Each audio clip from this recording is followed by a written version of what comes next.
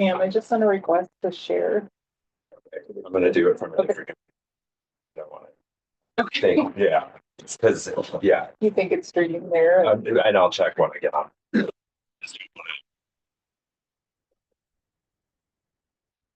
Oh, it's on.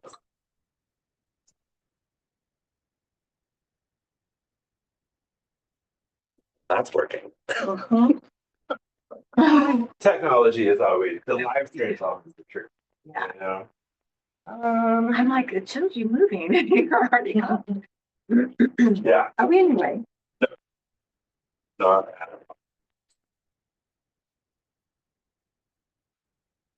did you guys fly in today? Oh, Hi. How are you? Good. How are you doing? Good. Okay. yeah. Keep them all straight. Small group tonight? Yeah. That happened last summer too. It's kind of hard to get it scheduled between vacations and It's not like we don't know when it's going. summer activities. Yeah.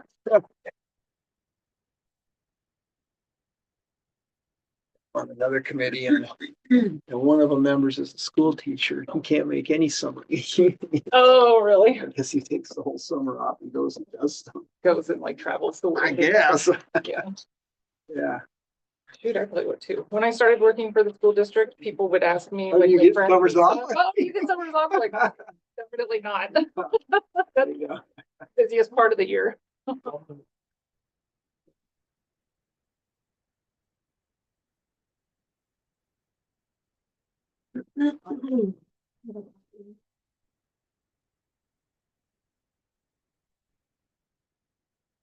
Oh, no one. Let's get out. But this time last year, 5 people here would have been a committee member being here, and now we've got 9. So Now we got 9 for it. pretty good, right? Yeah, that's true. No. It's true. So we're not in the Yeah, I'm just gonna, yeah, it's just okay. Actually, it's myself.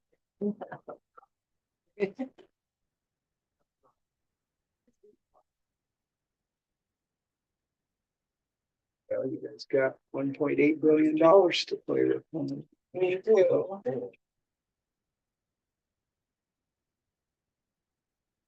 Yeah.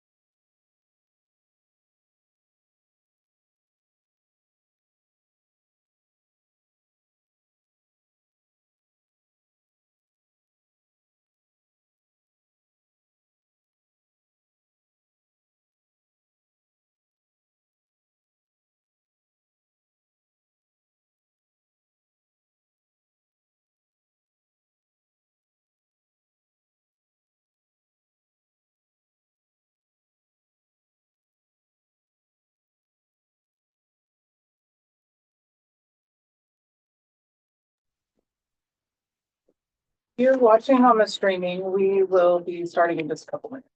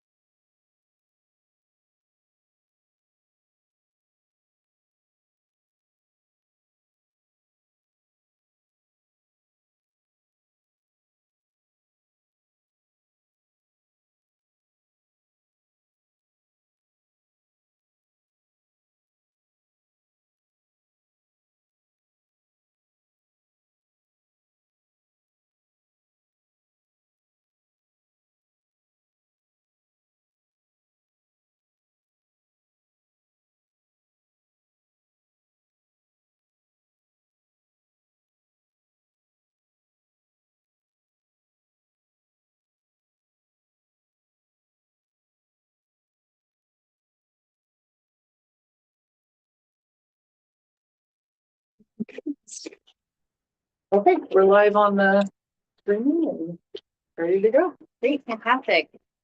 Hi, I'm Sarah Tano, the current chair of the Bond Accountability Committee, and I would like to call this meeting to order and ask the rest of the BAC to introduce themselves. I'm Greg DiLoretto, been a member since 2020. Ryan Kinsler, I use he, him pronouns, and I don't know, and I've been 3 years ish, approximately. Travis George, I'm pretty new. This is my third meeting, I think, but I missed the last one. So second meeting. This is my third year, third meeting, also at I'm Darren Lee, Director of Construction. I've been with the bond programs 11 years now. Different role. Eric Girding, Senior Project Manager with OSM, currently managing the Cleveland High School modernization. I'm Donna Bizzaio. I'm the Senior Project Manager for the Wells modernization. I'm Kathy Brady with Shepherd Evesham Consulting. We're the annual bond performance auditors since I think 2018.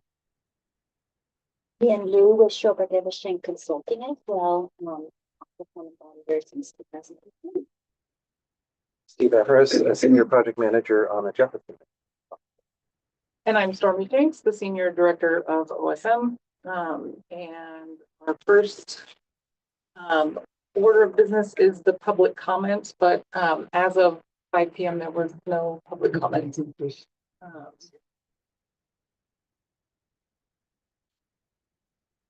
The next item on the agenda is appointing a BAC committee chairperson. So Kara's term is. My term was actually over last year. So I am on year 3 of 2. And when I took on the chair role, I was not working, and now I have a job that supports the state, and I am on a travel schedule that I'm generally home 12 days in a row, and then I'm gone again. So it is not, I cannot be on the chair role. So we have a quorum here today. I don't know if that means you all have to like unanimously agree on who the next chair is, but any nominations for chair? Has there been any discussion with anyone on? No. We need somebody to step up. Yeah. We struggle with it. We could pick one of the people that are here. Chair my committee lately. I think we could, if you want to, I can send out some emails to the individual members and kind of try to solicit some self-nominations. And we could sort of defer the vote until next time if you want to do that. And if you could sort of be interim chair for this meeting. I'm on year 3.5 up to. Okay. I mean, basically, like you call the meeting to order and you write the report. But writing the report takes some time because then you have to get everyone to. Comment Yeah, although we do have a form. But we At least have it's a better than it have used a to be. form, and it's basically like updating it and making sure. And then I think I've seen from the notes that there's been a request that the chair or someone from the BAC give the presentations from the BAC meetings at the facilities meetings, and that is also a conflict in my life. Like one of those. So the board is doing its work planning for its board year right now. So their board year just started July 1st, and there's several new board members this year. So they're doing their work planning and setting their schedules right now, and they'd be setting the intention for what kind of meeting they'll want the BAC to present at, whether it's a full board meeting or a committee meeting, I think isn't decided as final. But it would be typically a meeting that would be on a weeknight at 6 p.m. probably. Both in the past, so it could look different. It could be 4:30.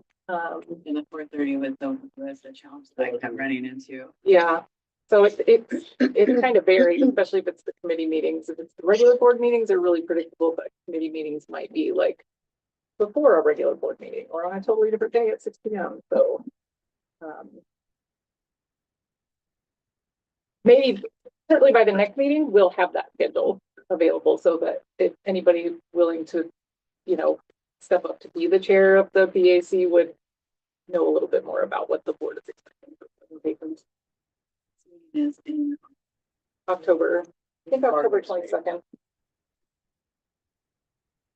Yeah, I can be interim in the meantime if everyone would like to vote on that. Well, let's agree that we're gonna pick a new chair, because you have been, doing it, because nobody wants to step up, and, so, it's not fair. I haven't talked to you. I have 3 events on the 22nd. Okay. I feel bad to not step up, but I just cannot. I know. Take it off. I know. And maybe there is also a discussion about like a co-chair, like a chair and co-chair structure. So it's 2 people that are spreading the commitment across. And I could do it, but I'm already chairing another committee, Yeah. the Clackamas County, so, but We're in trouble. I don't work, and so, I'm like the rest of you guys. I think it needs to be a full BAC discussion. Kevin will have a forum. Okay. Because there's maybe somebody that's just dying to do it. Yeah. Maybe. And we might be able to set up a brief, we'd have to public notice it, but a brief meeting just to do that. Right. Next couple months. Yeah. For our next meeting. That Yeah. should be a better. That would idea. actually be a great Okay. idea. Right. We'll just try to do that. I don't know how to do one of those events. I'm thinking of. So I'll pull the members about times for a kind of an ad hoc meeting to, just nominate and get a new chair. I don't know that there is actually a process of anyone was gonna happen. Like, wasn't Tom the chair for like the first 9 years and then No, it was Kevin Kevin? Spelling, he was, and then he went off after those 8 years, so then Tom took it up. And he was already asked to serve 2 extra years on the BAC. We're only supposed to serve 8 years. Yeah, We couldn't find anybody. Yeah. Kept talking people into staying, kind of like being chair. yeah. Staying on, and, like Tom did it with Yeah. you. Yeah. Now you. And I've done it for 3. Yeah. We had some great responses to the last round of recruiting BAC members, which Yeah. is how we got 4 new, Totally. there's all really high quality new members. So I think that if I don't remember what the range of membership is for the BAC, but maybe we need to recruit another member who'd be willing to be chair or something. If nobody's able to do it, fit it in their lives, Right. So that's also something we could try out. Okay, I like your idea of like reaching out, seeing if like if you have board members that might be interested. it's what? I like your idea of like reaching out to maybe some board members. Oh, I meant you all. Oh. Sorry, committee members. Oh, Yeah, okay. board members can't be on the BAC. Oh. We're supposed to be independent. Yeah. You're a group of citizens. Oh, sorry. Not like the school board. I was thinking Oh. of like within like the oversight. Oh, Yeah, yeah. yeah. Yeah. Oh, got it. Yes. Yeah. Yeah. Yeah, I mean, we were the late addition to the agenda. yeah, Mhm. So it was. that's like, I was like, when are we doing this? I mean, you could, see if there's any interest, and if there is an obvious one, then we could set up a very quick ad hoc meeting just to. Okay. And then, if don't, then we probably need a discussion. Yeah. I guess. Great. Well, the other thing I wanted to do that I did not put in the agenda was, but I put in the email with the materials is that the Q2 meeting minutes were in the meeting materials for today. So do we want to adopt those Q2 meeting minutes? Do they have any revisions to those?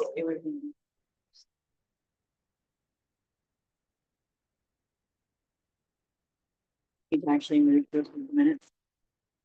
This is a The new. auditors are not here yet. Sorry. You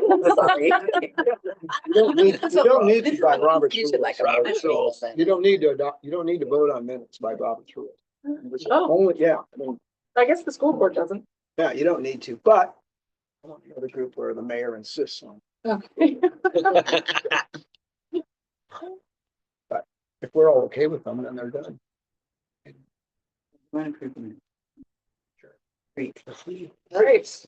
5 out of 5, they're present. Okay, the next item is the year 6 performance audit presentation. So I'm gonna get that presentation open and share it, and then Kathy will Thank you. actually do that presentation. We haven't been live in so long, so it's different, right? Easy to share on Zoom. Yeah.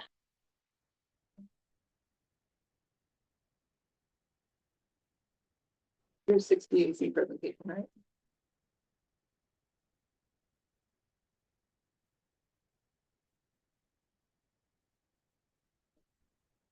There it is. Okay. So we introduced ourselves. I'm Kathy Brady, and this is Lan Lu, and we're here just to present the results from the year sixth annual audit our firm has done. There was 4 before that we did. And we were here in January, but we were presented by Zoom in January. Our firm in the audit, so we won't do that. Just hop right in if that's okay. So if you could just move to the next slide, please. There was 5 main areas that we looked at in this audit. And the audit period was generally July of 2023 through 6 of June of 2024. With any audit, we always look at their subsequent events or something that's important that's happening outside that window. And often we'll do additional audit work. So this really extended a little bit more in certain areas into February 2025. There was a lot that happened at the last, as you all know, the last part of the fall. So we felt it was important, some additional audit work. Have it be most, right? It's always when you're doing these interim audits, it's different, right? Some auditors come at the end and say, oh, here's everything you did wrong. You're trying to do it as it's coming up. So we try to make it as fresh and relevant as possible. But the main areas that we look at almost every year, we're looking at status. At this time, the 2017 and 2020 bonds, when we're looking at status of budget schedule, some scope, depends. We're looking at variances, and then we might look a little deeper. We also looked at the project management delivery of the 2020 infrastructure improvements.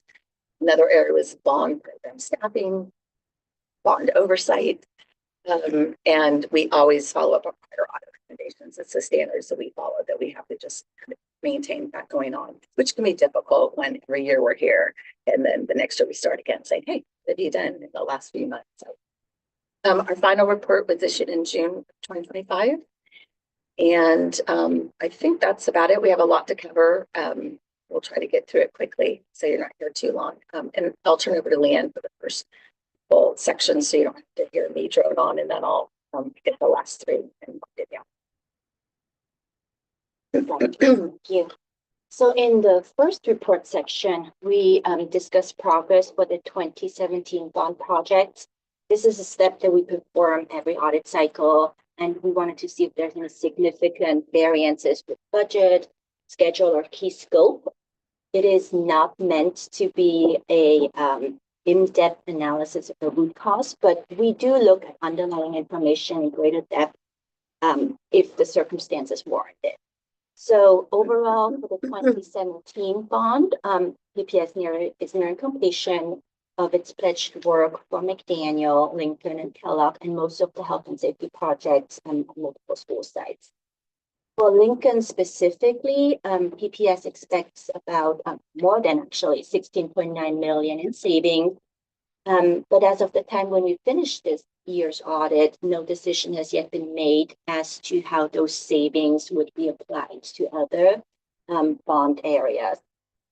In terms of the entire 2017 bond program, it will require about 898 million to complete, compared to the initial 790 million approved by voters in 2017, with the difference still being covered by bond premium interest and some grant. So this 898 million also includes Benson, but since Benson costs, we all know, have increased since the 2020 bond is also paid. Next slide, please. In terms of the schedule for Benson, even though it opened in August of last year, there was work that remained incomplete, and there were issues in several areas. And because these significant events occurred after our scope period happened in June of last year, we did expand our work all of the way through February of this year.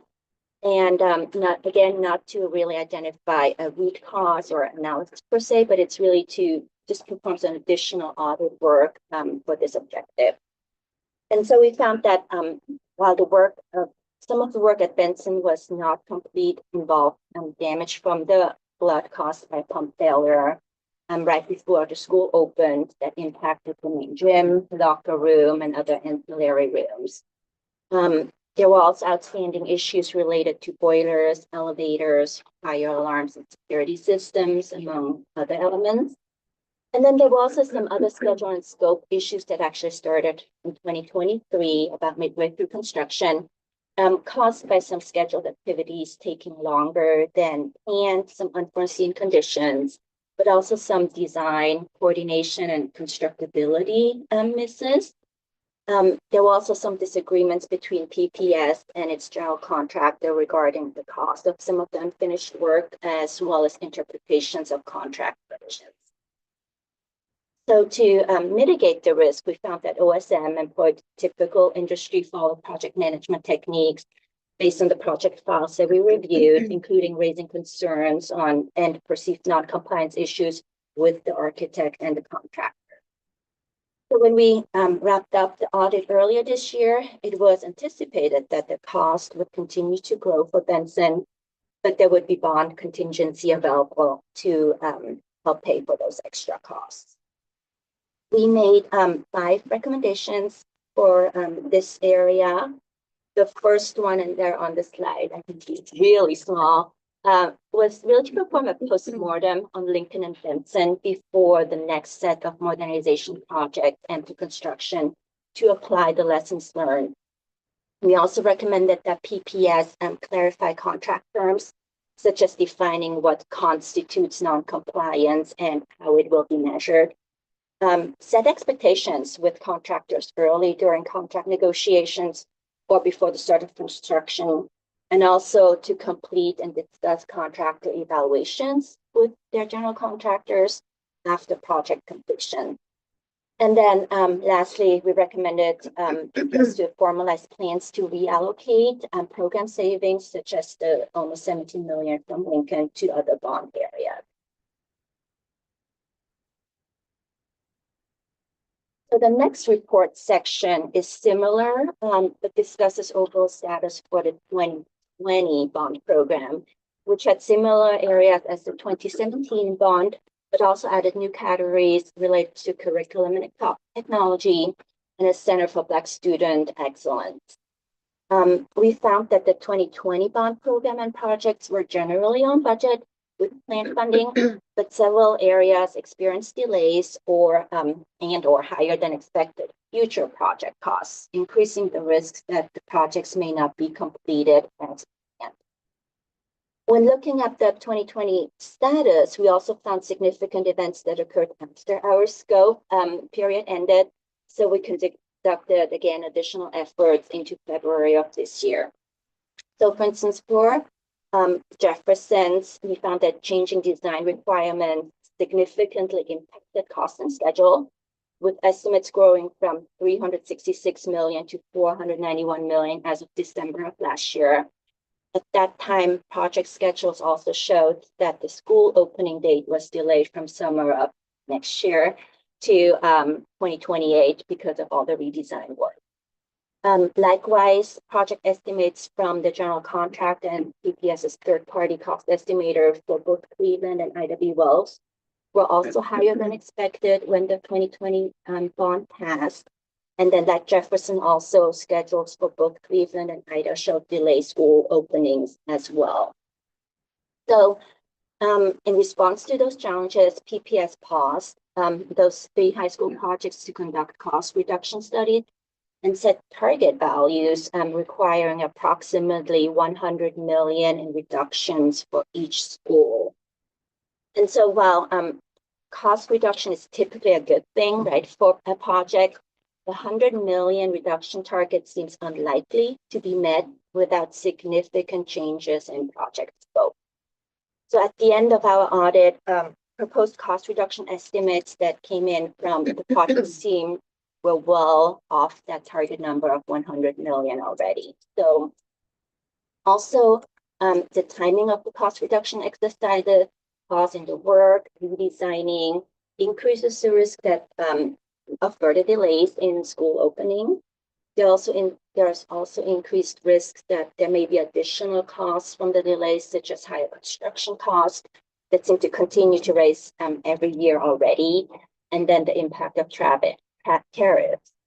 And so all these factors combined could potentially, cancel out any identified cost reductions that we're going through right now. In terms of recommendations for section 2, we had 5 again, and it is really to more clearly communicate and summarize results from the cost reduction efforts, such as what features are above ed specs or design standards, making clear recommendations to the board related to the cost reduction portions, could be itemizing estimates for additional inflation costs and costs of redesigns, and then those impacts on construction schedules. We also recommended that PPS uses its external construction auditor to review the general contractor labor burden rates and general conditions before pricing is negotiated at the GMP stage on future projects. Finally, we also recommended that PPS regularly update the board on future project cost variances and recommended actions. So in terms of status for other 2020 bond areas, we found that curriculum projects were on target as planned, but technology projects faced some schedule challenges with classroom modernizations that are not slated to be completed until 2029. So mostly due to prior issues with whiteboards and the type of procurement method used that added constraints during COVID-19. Finally, we found that the Center for Black Student Excellence, CBSE, continued to be stalled with no schedule updates since 2020. So during our audit this cycle, there was still no data available for us to assess really what, where, and when any capital improvements would occur at CBSE that the bond funded. And so the risk is that the longer these efforts are delayed, cost escalation could impact what can be provided for that original 60 million bond allocation. And then again, maybe any expected outcomes for CBSE may not be able to be fully realized as we're waiting longer. We have made recommendations on CBSE in prior audits. So the only new one this year related to really accelerating decisions regarding the future of that project. Moving on to the next report, section 3, we reviewed project management of the 2020 physical improvement infrastructure projects related to roof, seismic features, security, virus, bed, and ADA compliance. And we all know that the 2020 bond did not promise specific quantities improvements or specific sites where improvements would occur. But PPS did plan a variety of projects to meet the infrastructure needs using the bond. So to select and prioritize projects, we found that PPS followed its established criteria based on its long-range facility plan, facility condition assessment, and additional studies, and considered student enrollment, zoning, safety, among other items. Results showed progress being made with most projects completed as planned, although a few had modest delays and budget issues. Specifically, we found that mechanical, security, and seismic projects had modest but not significant delays. On the other hand, ADA and SPEC projects were over budget, but again, there were no significant negative impact on improvements. More importantly, most of the ongoing infrastructure projects are slated for completion by the end of 2025, although there are certain mechanical control upgrade projects that won't be done until the fall of this year. We also found that PPS project management aligned with industry practices and procurements followed statutes, PPS policies for competitive awards and securing qualified bidders. And based on our review of the sample of 10 infrastructure projects, PPS employed cost management controls over contract invoices and change orders. So based on those review results, we did not have any recommendations for OSM or PPS in this area. All right, I'm halfway there with the presentation. I'm going to turn it back over to Kathy for the next report sections. Trying to get through it. It's a long report. So Leanne focused, we had a lot of, project details and technical things. The kind of other areas that we were asked to look at are more what we call bond program level, looking at staffing and bond oversight. So the first or next section for looking at bond staffing, we set out to identify workload, right, in terms of tasks, high level categories and functions, how much effort is needed. And then to identify staff capacity to meet that workload so that we could do an assessment on whether staff were underutilized, overutilized, or overburdened, I should say, and maybe increasing risks that something's not getting done. We found PPS didn't have formal protocols. They did have methodologies in place, but nothing formal to help determine staffing needs in terms of the hours of workload, gauging resources against some type of quantifiable effort needed. So, for instance, when looking at workload, there was definitely estimation practices in place using project dollars, some general responsibilities as a baseline for setting those needs.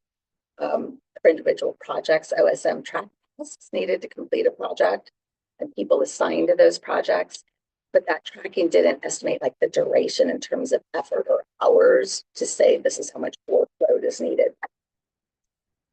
In terms of estimating staffing capacity, they relied on a project responsibility matrix that had staffing assignments, and they adjusted those in collaboration with their staff as work progressed on the projects. But without quantifying the workload and the capacity against that workload, we couldn't determine whether the staffing assignments were aligned with the effort needed. And again, people underutilized or most likely, have a lot on their plates and have a lot to do. Project management industry practices prescribe planning, some estimates for work effort in terms of time durations or hours needed to achieve whatever your project outcome is. Obviously, once that's known, then you can assess your resources against it, and then a utilization of staff, which is what we were trying to get to, can be estimated. So our recommendations really center around that. To be able to ensure staffing is sufficient to meet the growing, not just the projects and the complexity, but more meetings and oversight and all of the other administrative things that come with the bond, is 3 recommendations, and it's to, estimate workload using some type of predetermined categories of task level so you can assess how long something should take. Then the staff track their time against those developed predetermined task levels, not at a granular level, but some higher level categories. And then assessing the staff capacity against those to see how staff are utilized or overused. So anecdotally, are you understaffed? I mean, not doing the matrix kind of thing, if you, so is that the issue? You guys understand? In some areas, yes, and in other areas, in project management, we're more appropriately staffed, and in our business operations, we're understaffed. We've got vacancies that are not being filled. There's a central office hiring freeze in place at the moment. You're on essential hiring. Well, that came after, I believe, our audit, but when we follow up on audit recommendations, that would be something we look at because this is a special funding bond program, so it wouldn't necessarily to. Yeah. And it's an important point for us to note as advice. Seems to me to the board. I mean, the fact is, it measures results against that $1.8 billion plus the other $3 billion they voted for before, and then the anticipation is, well, we're not meeting their results. Well, they're understaffed. How are they going to meet their results, right? I have a question in that Yeah. vein too, like, how does OSM decide or follow up on audit recommendations? So we have an audit, implementation team, in OSM that is largely made up of those business operations folks. And so since we've been understaffed, it's a critical, obstacle to getting our implementations completed, the ones that we can complete within OSM. So some of the recommendations that Kathy's team makes, we don't have authority over those things to actually implement them, just only within OSM. But the ones that we do, capacity in our business ops team is an obstacle to getting those done. We will tend to prioritize the work that creates progress on the sites, and when we're short-staffed, we'll tend to prioritize making sure our contractors are getting paid and that we're managing our contracts appropriately and doing our procurements correctly. And so sometimes it is hard to prioritize that capacity towards implementing audit recommendations. But that team does get together, we create work plans for, because each audit recommendation to me, it's a small internal project of its own. It's a change management situation. And so maybe it involves writing standard operating procedures or creating templates or doing training with staff, so we'll create a work plan and assign folks to do the tasks in that work plan. But The board buys off on this audit, if I remember right. So School board, the board, they do get the presentation of the they audit. don't approve it. They don't, there's nothing that they do to approve it, or what they might do is, as a result of a recommendation, is direct the superintendent to take it. That's possible, but Is the report specifically delivered to the superintendent? it's delivered to the board's audit committee.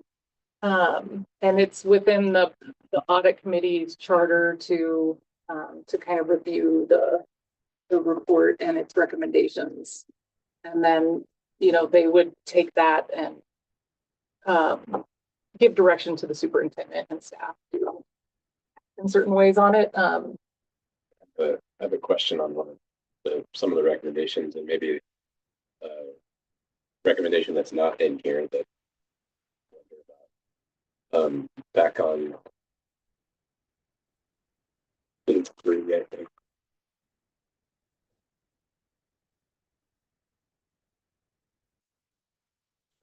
Maybe, the 2020 modernization deposits in place to reduce budget by $100 million. It's the way it's worded here. I just want to make sure I understand what it is that you're saying. Odds to reduce costs by $100 million seem unlikely to achieve goals. Are the goals that you're mentioning there the goals that were set out at the very beginning, or the goals that were set out to be achieved by the modernization project, and specifically for Jefferson and any of the other ones? Are there very specific goals that were being attempted to be achieved, and is that what you're talking about here? This was really specific. It was about that target goal for the cost reduction of the 360 million. Okay, so it's not even like saying Not the goal of the whole modernization I get it. Okay. That's what I was doing. yeah. Because I wonder if, I guess, and I don't know, I understand all the politics behind all of this, so I apologize for maybe saying something that's silly in this It's definitely silly. But I guess I could have easily imagined a recommendation that said the fundamental goals of the 2020 modernization program should be reevaluated.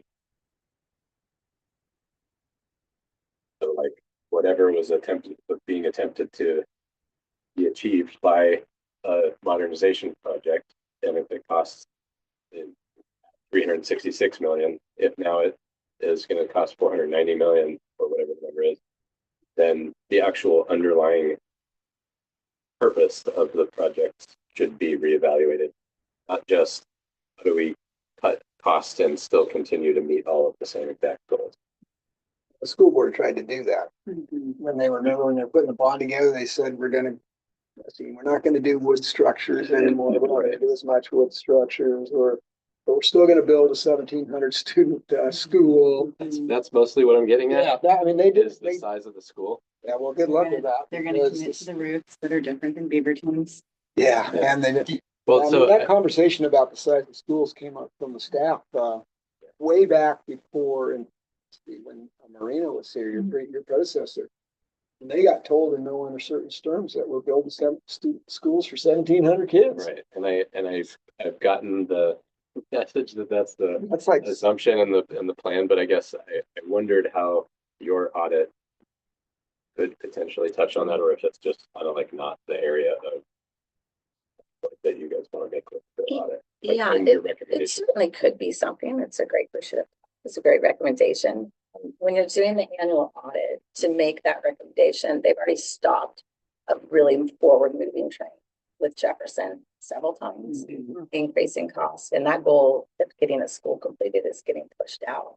So I think just to make a wholesale, like, well, you better just step back and reassess all of your 2020, modernizations might have been a really big, we try to have a reasonable implementable recommendation that Storming team will do. So that feels like it might have been like, if we were a board auditor, sometimes we directly go to the board. Maybe it would be something we try to get at that. A local school district entity, make whatever decisions you want. You want it 1,700, no problem. But you need to know what in terms of cost. So It just seems like times where local governments can, they're accountable to their constituency, and they kind of take steps and they say things and they make promises, and then it's like before you know it, it's 8 years later, and the realities of the world are different, and this is still public money. And the most responsible thing would be to stop, reassess the whole plan. And so I guess I just wonder if there's any way that we can be of an influence at all in that. they have their education specs. You have an opportunity to go pretty detailed, almost down to the number of chairs that you get in the room.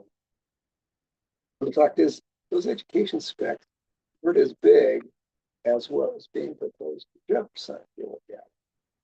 But that's where I never got off that chart there. If you look at your ed specs,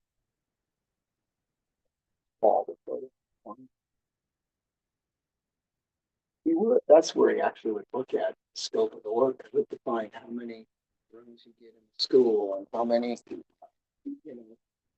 it's very specific. It's very specific.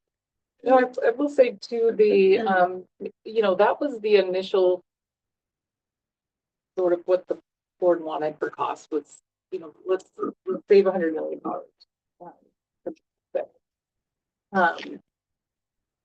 But that wasn't based on, like you were saying, it wasn't based on a change in the values or the change in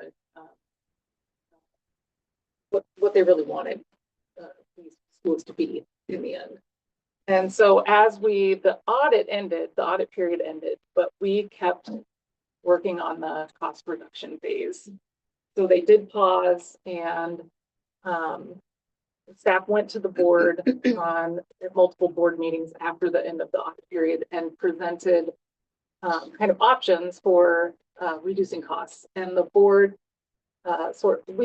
we essentially said, if you want to reduce by 100 million, that means a significant redefinition of the scope of the project.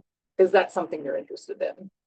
And they responded by developing a resolution that was a framework for the areas that they wanted to see cost reductions in. So they said, I want you to reduce the square footage down to match to be aligned with the ed spec and with Lincoln High School, which was a successful modernization from the recent past.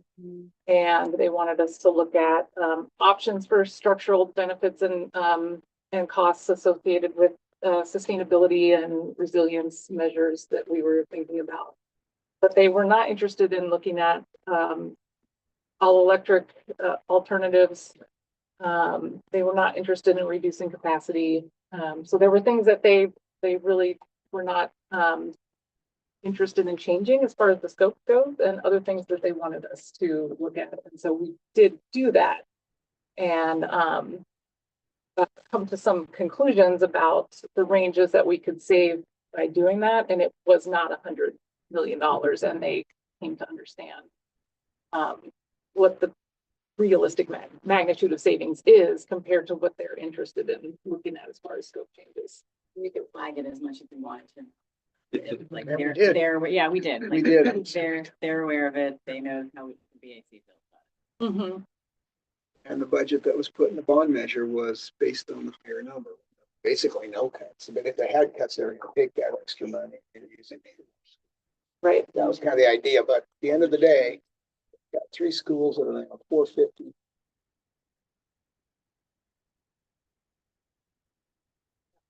Better get gold numbers.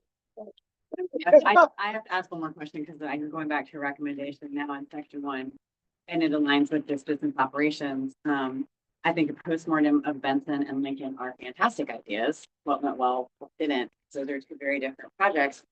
But if you're trying to do that before the construction phase begins and you don't have the staff to do that, like how does that impact scope? And so then are you even able to implement the audit changes that are being recommended without continuing to push the delivery dates on these schools out? Yeah, so the folks who would really have the best input into that postmortem on Lincoln and Benson are actually our project management and construction management teams, and those parts of OSM are staffed appropriately. And we've already started that work.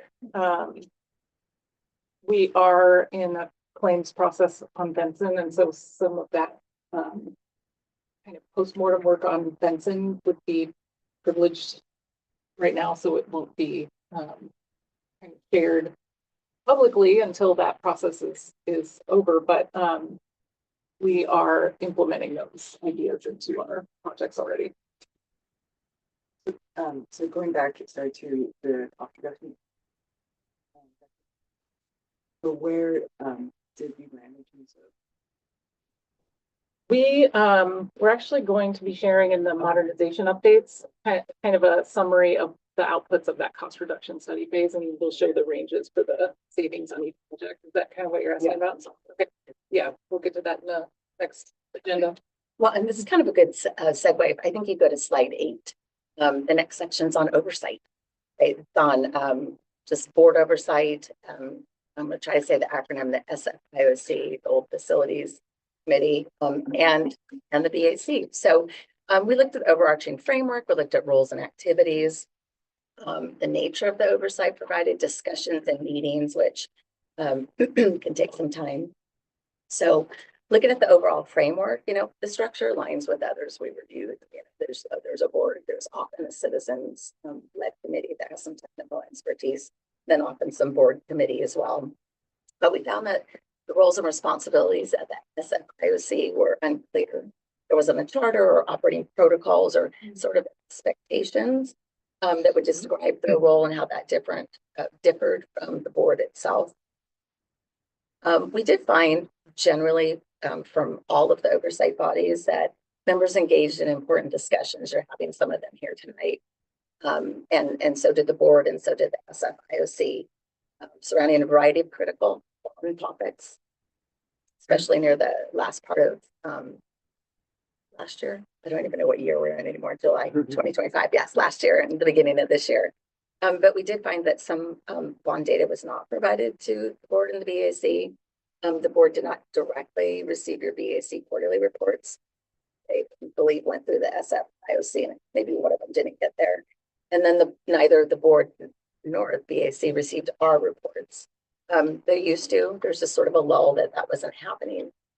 But there's also project-specific construction audits that OSM, which is a really great tool to be used. So we're performance auditors looking staffing, it's very high level oversight, sometimes digging down in projects, but the construction auditors looking at a specific project and they're diving into labor burden rates or looking at, GMP, they're digging into the contractor's files.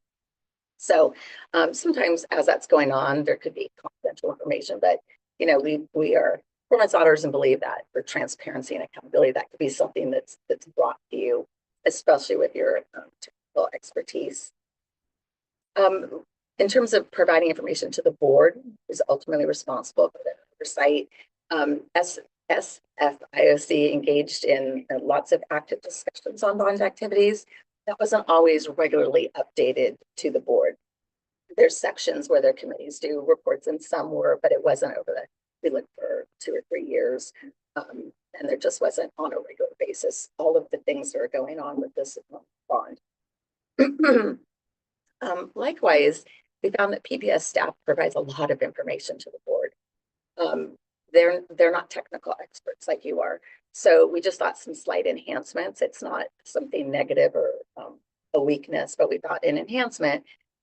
What some others do is have a 1 to 2 page summary that tells the board what is it that we're bringing before you. Do we want your approval on something? It's just information, or do we need some feedback? As well as what we've seen work on some of these 1 to 2 page documents is something that would have just quick pros and cons. And it's hard to narrow down to 1 to 2 pages. We understand that. But would even have like the impact of the decision they make. So if you make a decision to pivot on Jefferson again, this is what it might mean.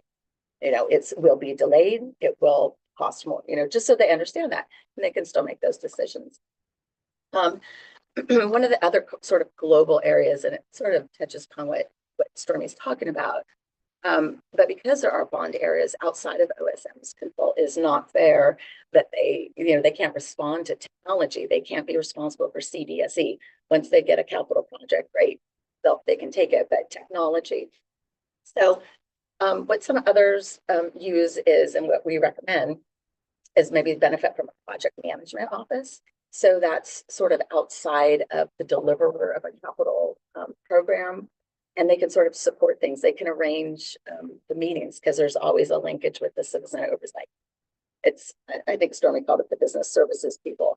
They can help ensure that audit recommendations are followed up. They may not be responsible for doing it, but it's somebody outside of OSM, outside of curriculum, outside of technology, and where they're looking more CBSE at a higher level to get some sort of executive sponsorship, you will, to say, yes, you have authority to get these people to do something or help coordinate. The benefit, it can relieve some of the administrative burden, capital project delivery staff, so they can focus on the many responsibilities, not just building a school, but having to sometimes deal with the claims and whatnot that are going on, like with Benson. And our thought wasn't that, our intent wasn't to hire additional staff. There's capital bond money that can help with that, but not general funded staff. It can be refocusing existing staff within an entity if it works right. So that's one of the things that we recommend, where a bond program portfolio crosses over multiple entities within that organization. So sort of in this particular area, we have 5 recommendations. Defining the role and communication protocols for the SFIOC, providing those BAC reports to the board, providing our annual performance bond audit. So, we're doing this, we did it for the last one, so back on track with that. But as well as the construction audit reports to the various oversight groups. The recommendation to enhance the staff reports by the 1 to 2 page summary, and then a recommendation to create a PMO-like function to help coordinate the bond program activities. So, excuse me, next slide, please. So we focus globally for SFIOC and the BAC, but looking just at the BAC, comparing you to others, your responsibilities align a lot with other citizen bond, but capital delivery oversight committees. But we did note that with the bond program sort of continuing to grow in complexity, that there would benefit from a stronger role from the BAC. You are the technical experts. You can bridge that gap. The board doesn't have, or should they necessarily have that expertise? It's you. So we thought some of that could include, there's some good, in a couple of meetings, we saw some good PPS staff analysis that was given maybe to the board or the SFIOC. Timing could be an issue with monthly and quarterly, but those would be good to give to you so that you would have the opportunity to give the detailed feedback that you're giving us tonight, or just insight with the technical expertise. Maybe it goes into your BAC report. Maybe it's when, if you're now going back to actually give your report to them and say, based on our technical expertise, here's some recommendations, as you would do with the OSM and that sort of thing. But another benefit of it is you are objective. You have technical expertise, so it provides the board with an independent view, just like ours. But you're the technical experts. And it gives them assurance that OSM is doing a good job, unless you have something to say about that, but, managing and delivering. This type of greater involvement is in your charter. It's a may, you may advise the board on technical areas, but feels like that perhaps was the intent. You can do the alignment of activities with the long-range facilities plan, ways to address seismic issues. You've all been out in the community and you work in different organizations. You might have some good ideas for them. Even ADA compliance is in there. So we just thought a more active role would be beneficial to the bond program overall. We've also found little things like the written meeting minutes were not available to us auditors or to you. And sometimes without those written meeting minutes, and you have to look at them, but it's every quarter. You all have other jobs. Sometimes you get confused of what you talked about or what you agreed to or what might slip through the cracks, such as past repeated requests to provide the quarterly reports directly to the board, help filling vacancies. So it's helpful to have those written meeting minutes. Overall, we made 4 recommendations related to BAC activities: strengthening your role, greater input, and improving protocols. Maybe it's voting on items to give that feedback directly to the board. Collectively, this is what we think you should do. Change your ed specs, revisit your ed specs. And then consistently documenting the meeting minutes and formalizing recruiting practices to make sure you maintain your good full membership now. Next slide. Final stretch. So as we do each year, we follow up on the prior audit recommendations. We have a table that summarizes outstanding recommendations by year and category in our report. It was the implementation status as of December 2020. So obviously a few months have passed. And overall, there's progress made. 38% of the recommendations are still outstanding. So in terms of numbers, since our first report was issued in 2019, there have been 52 audit recommendations from the past 5 audits. As of December, 20 of those recommendations remain in progress or not yet started. So there's, it gets the 1 remaining from 1819, 2 from 1920, 5 from 2021, and then 12 from the most recent 2, which is about 60% of them, which, not a lot of time has passed to be able to implement all of those. Most of them are somewhat outside of OSM. They relate to PPS's equity, so business equity, which is a little more challenging to implement and requires not just, like I said, OSM staff. Other groups of outstanding recommendations relate to CBSE with 4 recommendations. Yes, adding another. And construction management with 3.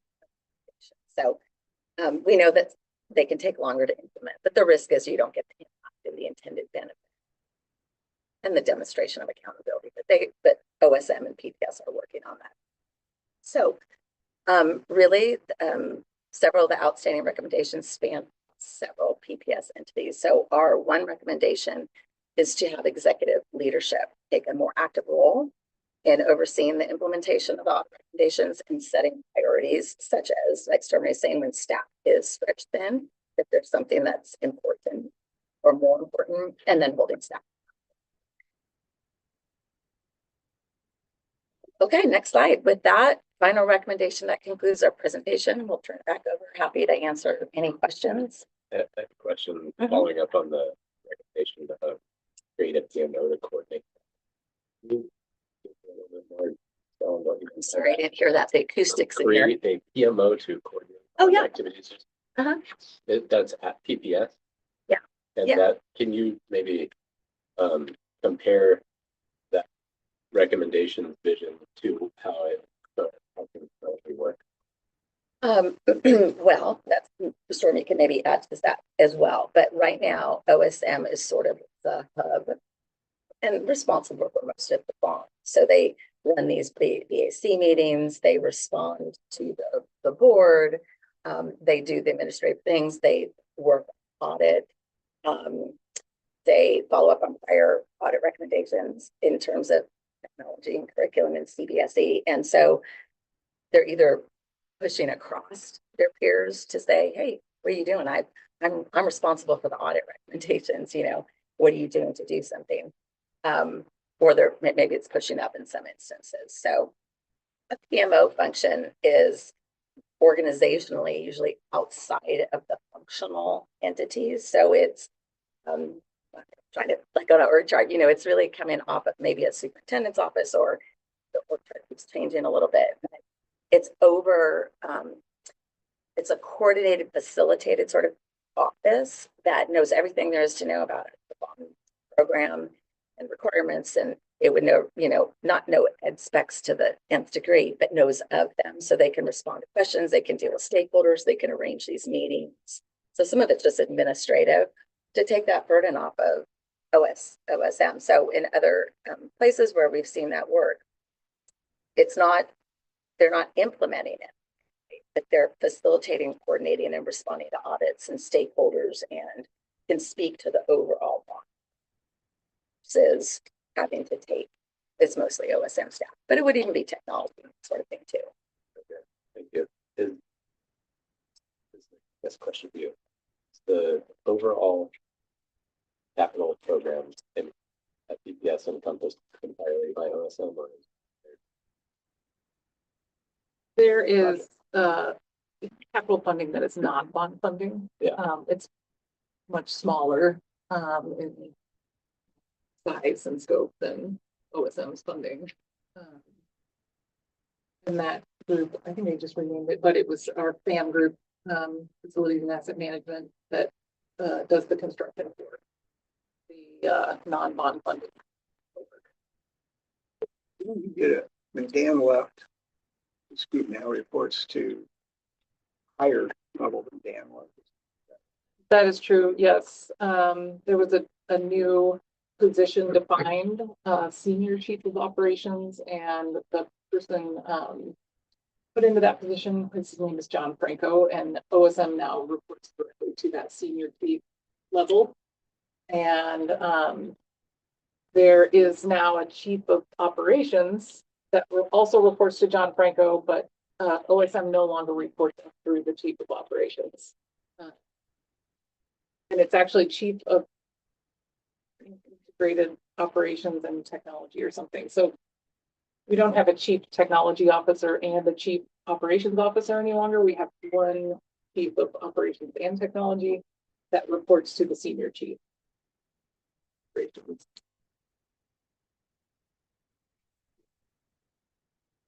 And what you're talking about, but that level's way up there and stuff.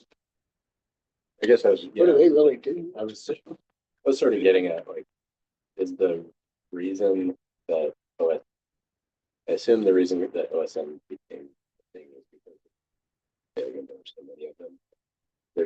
You could also manage a capital program all under one umbrella. That's a funding source.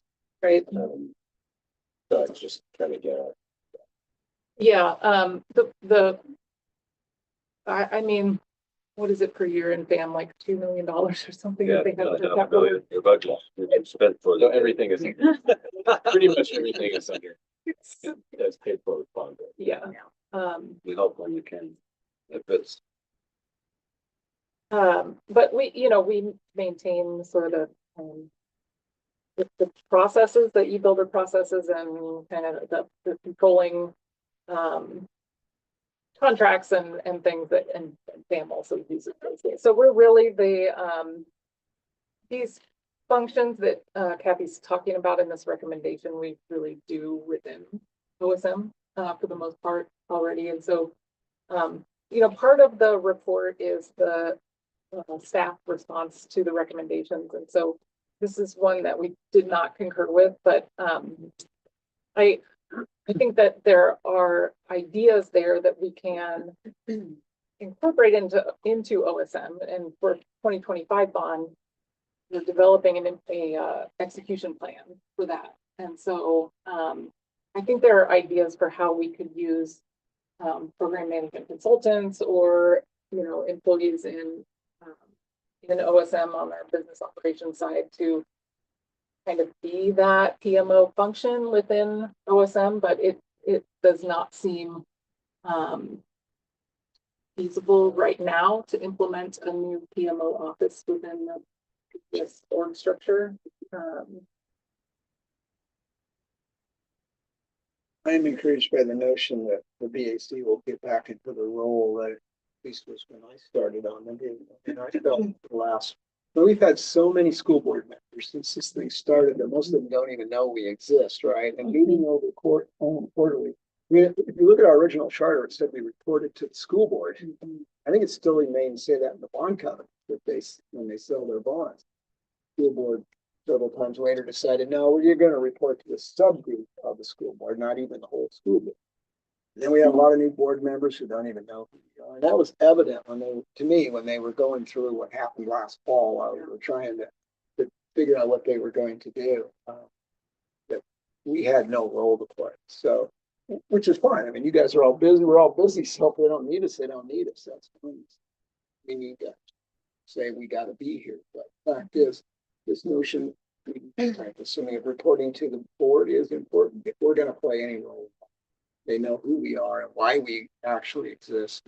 So I think to me, that's a recommendation. Otherwise, we're kind of. I think some good news on that front. One of she's not a brand new board member. She replaced Andrew Scott when he left the board. Christy Split has expressed an interest in being the board liaison to the BAC, and I hear you've had one in the past. I wasn't here, so I don't know what that role looks like. During 2020, and I think that Yeah, we had Michelle pass for a hot minute. we did have her for a while. Well, and Kevin was pretty active getting his face in front. So I think she had a conflict for tonight, but she's going to try to be at the future ones, and the chair of the SFIOC committee will be Virginia Laporte, who is also one of the new board members. So, we have a moment here where we can kind of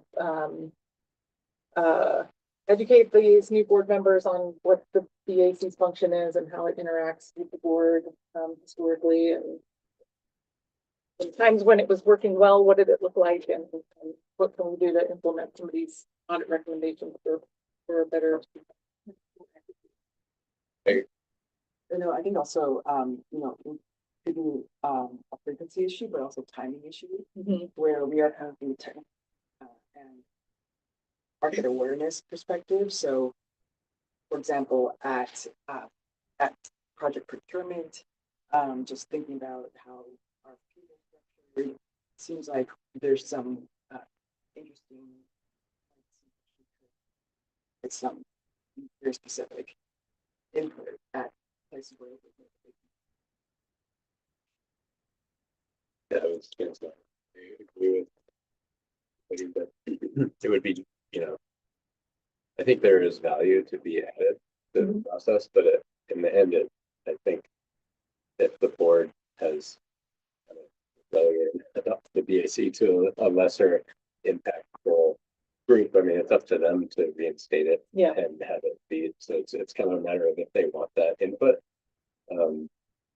If you go back to, I don't know what the bond covenants say, but generally, they're pretty specific about what you have to accomplish and deliver on ongoing reporting requirements and disclosure and all that kind of stuff. So if we maybe that's a source for compelling some of them to act and really get back to like the underlying reason why it was included in the measure that voters approved.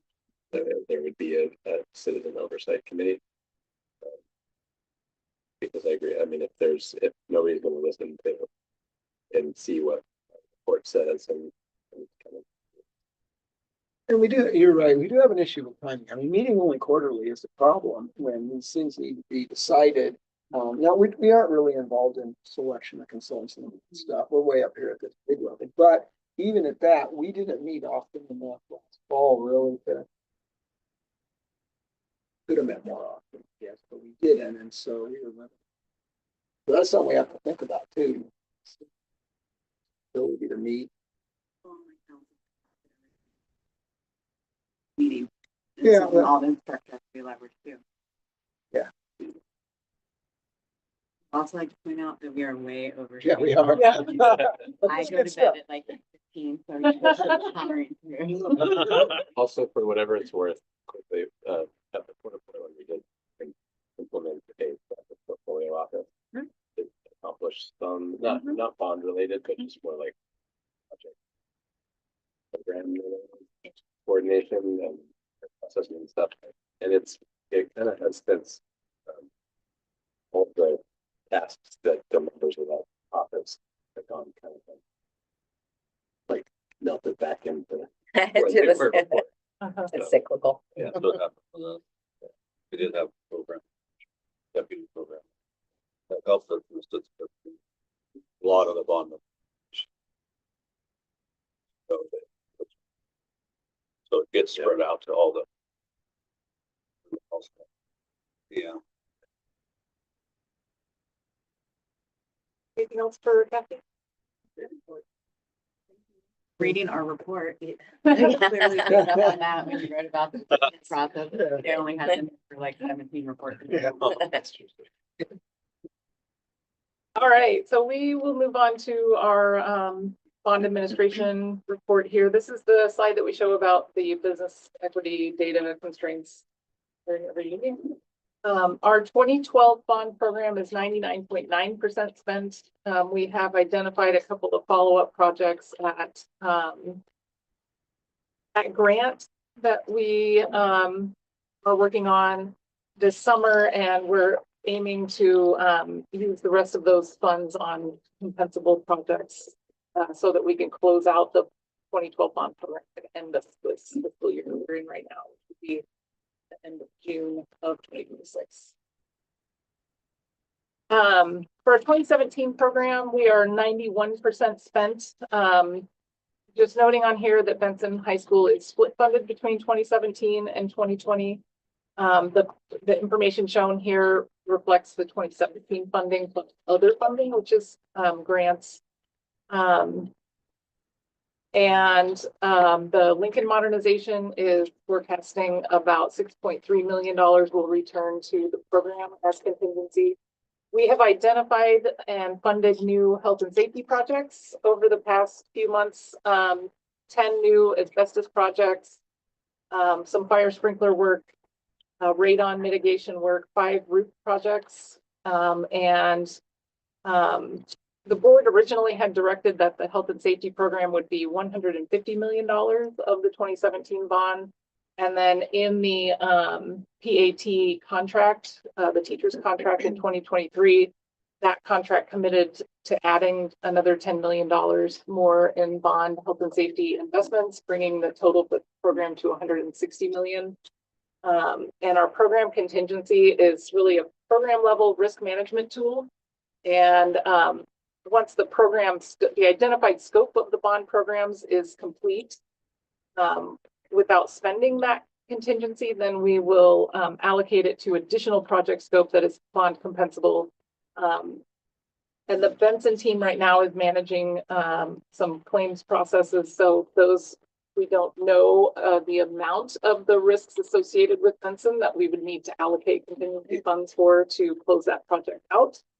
But once we know more about that, then we'll be able to start allocating the leftover contingency funds to additional 2017 compensable projects, which will be in that public safety. We have a nearly unlimited amount of like roof work we could do, for example. I think it's $1 billion in roof replacements that we would have to do in the next 10 years to keep up. So we've gone through some roofing prioritizations, assessments on all of our roofs and prioritizations of those, and that's what led us to funding those additional roof projects, for example. State reallocation contingency. So spending at Lincoln. Yes, so Same way. yeah, so that's how we kind of think about like the underspending on projects comes back into contingency amounts, and then we reallocate it to more scope. Is Lincoln 16.3. You said 6 now. Oh, I did. Okay, sorry. Like, Like what? 16.3. Yeah. And then you're said 16.9, but is It's this like a more timing. updated thing? Yeah. Yeah. Okay. On our 2020 program, we are 50% spent.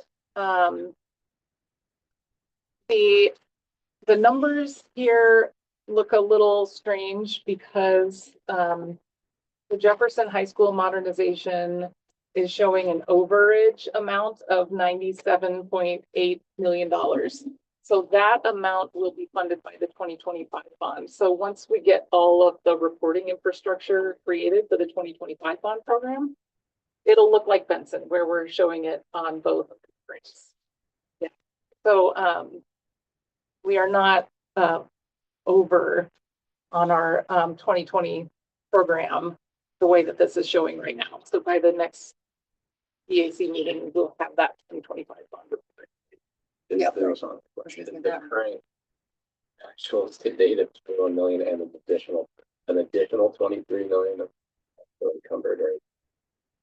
There's the 23 just saying it's 2 million more. The additional encumbered is that is in addition to the actuals. Okay, so $44 million and haven't started construction, all design. It's design, and Jefferson has restarted design. So this is the third iteration of design work. And then it's some early investigation work and Survey, Yeah, all the siting and design. permit costs, Yeah.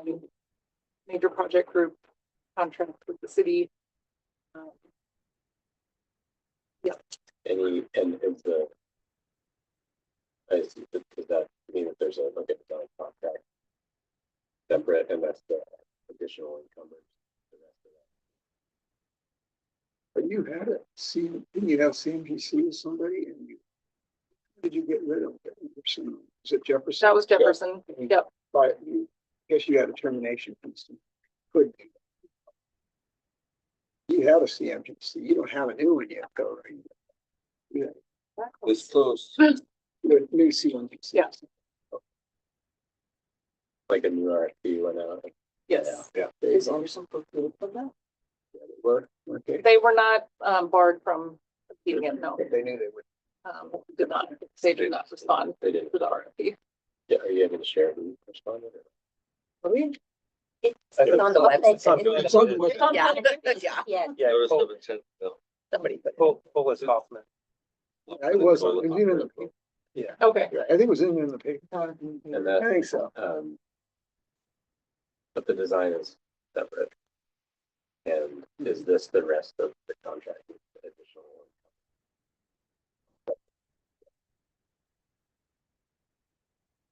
Group. Yes. Yeah, okay. For all contracts associated with it. For all of them, it's the whatever remaining contract. As of the time we pulled the numbers, yes. Other things to note, so CBSE, as the district CBSE team continues to review potential options for CBSE related construction or asset acquisitions. we haven't actually spent any bond funds yet, so, they may only be spent on capitalizable assets. So, once those assets have been further defined, we'll be able to, start spending those funds for planning, design, acquisition, and construction of the CPSE. But the program itself needs to be defined so that we can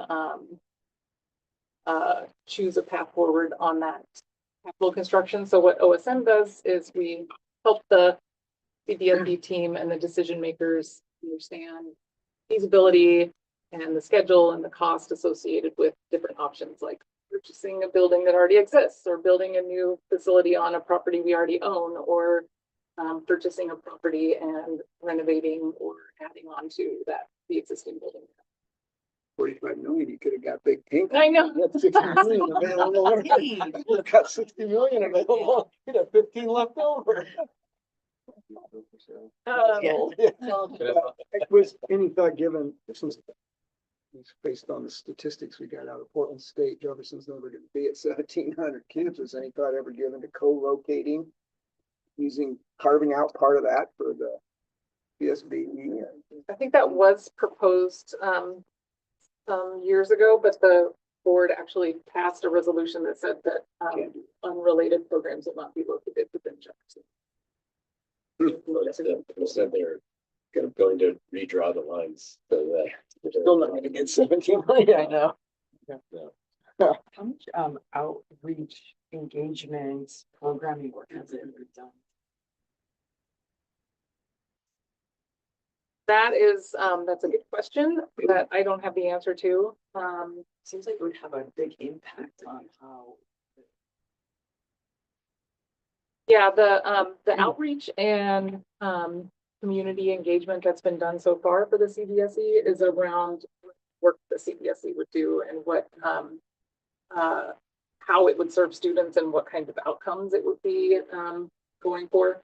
And so that work is really outside of the scope of OSM. So what we do is help them understand what kind of facility could support that work as they define it, and the feasibility of housing that work in different kinds of buildings, or kind of translating their vision into a base plan and helping them understand the possibilities for facilities to support that. Seems like the goals of the program would influence heavily into the space of what that program would Yes, be. for sure. And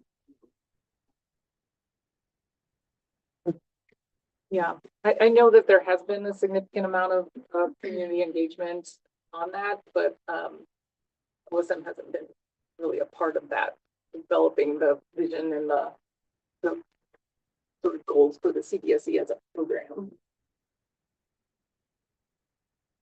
you already said this with the infrastructure projects, is that just like, I guess, how many projects make that? Oh, it's a lot of projects. That infrastructure is all of our seismic roofs, mechanical, security, ADA, and SPED. And somebody, We do one of our, What? one of Yeah. our meetings will focus on that. and somebody, And it's not just high school, No, it's every. IT, It's well, that's technology. That's a separate category. all of the agent. Yeah, everybody. Yeah, okay. Actually excludes the high schools. Like. But for our infrastructure projects, all of our ADA and SPED program for our 2020 bond will be completing this summer. Our security work, identified scope for 2020 bond, will be completing also this year. And we are, we're still going to have roofs going through the end of 2027 probably. But our Harrison Park capacity project that we're sitting in right now is in close outs right now. So most of our infrastructure projects, or identified scope for that program, is completing by the end of this year. So that is a likely category where we will allocate leftover contingency funds if there are some at the end of the 2020 bond program. probably do more of those kinds of infrastructure. More seismic, more roofs. Yeah, more mechanical.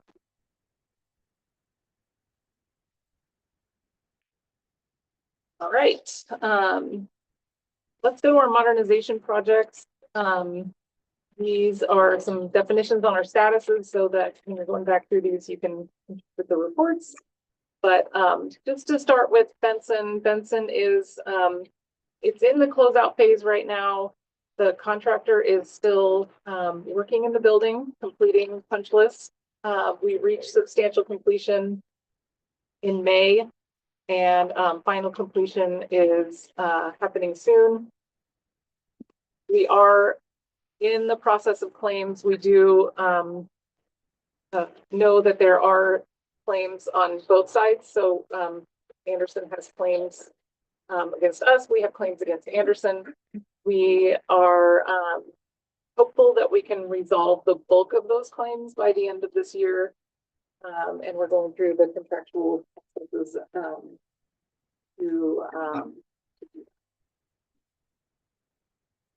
We have no idea. We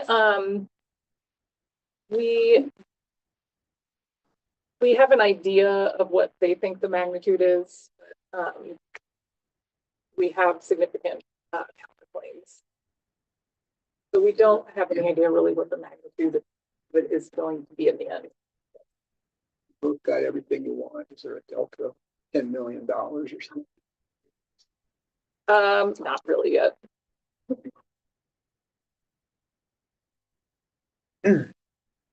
Okay, Jefferson. Okay, great. Thank you, Tommy. Excuse me. So, yeah, this is obviously, I think as Stormy mentioned, this is reflective of the forecast in particular is reflective of the cost reduction study. So that's kind of what you'll see in the subsequent pages. I'll kind of go through the process that we went through. I mean, we had talked before about the original 490 million. So we're down to 463, at least as an estimate at this point. At the high level, that's kind of the budget. We're showing that as caution just because, you know, we're still kind of finalizing that. From an equity standpoint, we're still obviously procuring the contractor, but the consultant for the work done to date is a little under 14%, which is obviously not currently meeting the goal. But particularly as we proceed, their certified business partners will start to get involved more as we get into later phases of design. So we should be meeting that goal going forward. Well, remind me, and I think we've Oh, had yeah. this conversation multiple times. Yeah. Sometimes the equity is not always accurately reflected because it is literally always based on. Right. So That's it is, it's a lag. It's a lag. Mhm. Yes. And then in terms of the schedule, we've talked about that as well. So we're obviously midway through 2025. We have, we're approaching 100% schematic design. So we'll continue, and there's actually, this doesn't show the details of it, but there's multiple document and permitting packages that don't show up here. So we have the opportunities you can see in 2026 to begin construction, you know, prior to the completion of design. But we're still strategizing, and certainly when the CMC comes on board, they'll help us kind of look at phasing and staging the project. So yeah, this is an overview of the cost reduction study. So I think we had January or so, we were right in the middle of it. So we can kind of really zoom way back out now and give you a lot more information. So I think particularly on Jefferson, we really kind of revisited the design itself to kind of understand, you know, what opportunities there were to really find, you know, significant savings. So you'll see that that revised design really kind of led to kind of a different budget picture, and obviously the schedule is impacted overall as well. So we presented that to the district. That was back in April, and then we transitioned kind of towards the end of that period into schematic design. So starting in May and through the present, we're continuing to coordinate really on a regular basis with the city. on both land use. We have, again, multiple land use packages, but in particular also, as Stormy had mentioned, on the major projects group, which is super helpful to meet on a regular basis with the city, and we have permit officials to kind of go over specific topics in anticipation of permitting. Community engagement has continued. There was obviously a pause there, but we are doing summer engagement, and they'll have a larger community open house at the start of school. That's not good. I mean, we have a lot of community engagement on Yeah. this project, Yes, and it has caused part of the $130 million overrun. So this community engagement, are we managing expectations that we're not going out and we're not doing a whole new school because we've had. yes. Yeah, and we did, I think particularly towards at the end of our cost reduction study process, we had a major update to the community. I think it was actually received very well. I mean, I think obviously there's desire to get things moving as quickly as possible, but I think you'll see in the design that while it's a revised design, it really maintained a lot of communities' priorities. So yeah, so continuing with, we reached the 50% milestone. We'll be towards 100% by the end of the summer. 100% schematic design. Sorry, 100% schematic design by the end of the summer. We've been doing continual presentations to stakeholders about the revised design just to kind of make sure that we're on the right track. And then just to mention the 3 projects, the high school modernization projects are really coordinating very closely to make sure we're in alignment over systems and maintainability. And then as we talked about, the RFP was issued and evaluation now is actually complete. So we have the result of that. So this is just a high level kind of from an ed spec program standpoint, the process we went through, or sort of the results of the process we went through. I think particularly this one shows Jefferson specifically compared in green to the ed spec, our prior design, and then ed spec in green, previous design in yellow, and then the current in blue, purple. So it shows, and this is really consistent across all 3 projects, that we reduced down to the ed spec minimum of 295,000. But I think one thing to be aware of is that every project kind of balances on specific program needs that are part of that school. So one example, if you can see between general education and fine and performing arts, that Jefferson is very heavily focused on fine and performing arts. So a lot of the program kind of shifts away from, reallocating in some cases, in this case, general electives to these dance and choir focused areas. And so I think, as you can probably imagine too, like as you mentioned, there was a period when Jefferson was, significantly above ed spec. We're meeting it. We're having to just make these reallocations. And this is just another similar diagram, but kind of helpful to show how we compare to Lincoln, because that was sort of used as the guidepost. So you'll see that in red now. Again, while meeting the same 295,000 goal, we're prioritizing things differently just because of the program focus. So very quickly, I don't want to take too much time. This is sort of high level how we began our kind of design revision approach during the cost reduction study. You can kind of just see the major massings of the building. Partly just so you know, upper left is Killingsworth, closest to us is Kirby, and Kirby has become, and it has historically been, the main entry into the building. But you can see kind of that at the sort of the center of the program, kind of that U-shaped building. Yeah, thank you. Is the classroom wing. Above it to the left, in blue or so, greenish blue, is the arts and performing arts wing, and then in yellow is the athletic wing. So to make sure that we were revising the design, but we were maintaining kind of the community and stakeholder priority. These elements to the right are some of those that we really kind of focused on. Obviously, students staying on site, 1,700 student capacity. Building stays on north at Killingsworth, main entry at Kirby. Athletic fields actually, fortunately, stayed pretty much the same as they were. And this just talks about the relationship of athletics and gym and Killingsworth. cross-block connection was also both the city requirement, but it was kind of the initial kind of design driver on the project. Then the last item is really kind of summarizing all of it, which is alignment with community priorities. So this is, I think, the most helpful diagram probably. So this shows on the left side, the previous design, on the right side, the revised or updated design. And obviously the main issue is reducing by 15,000 square feet, but we really approached it in these three major ways. So one of them, I'll start with the upper left, we adjusted the theater capacity to meet the minimum requirement. And so part of what that did is it actually opened up a lot of opportunity to redesign, in some ways, the footprint, the ground floor of the building. That allowed us on the right-hand side in yellow to move the main gym from the second floor where it had been down to the ground floor, which is actually just really a better sort of layout. And then we had previously had the Teen Parent Center as a separate building. You'll see kind of white on the left, but that was because we kind of expanded the footprint, took over that area, we could accommodate it within the building. It obviously had some efficiencies as well. So this is just a summary of kind of these major milestones for the budget. We see the original 366 in 2022, the 490 in 2023, and then our current range at the low end of 463 to 469, which is kind of a range at the high end of 26, 27 million, down 21 million in savings.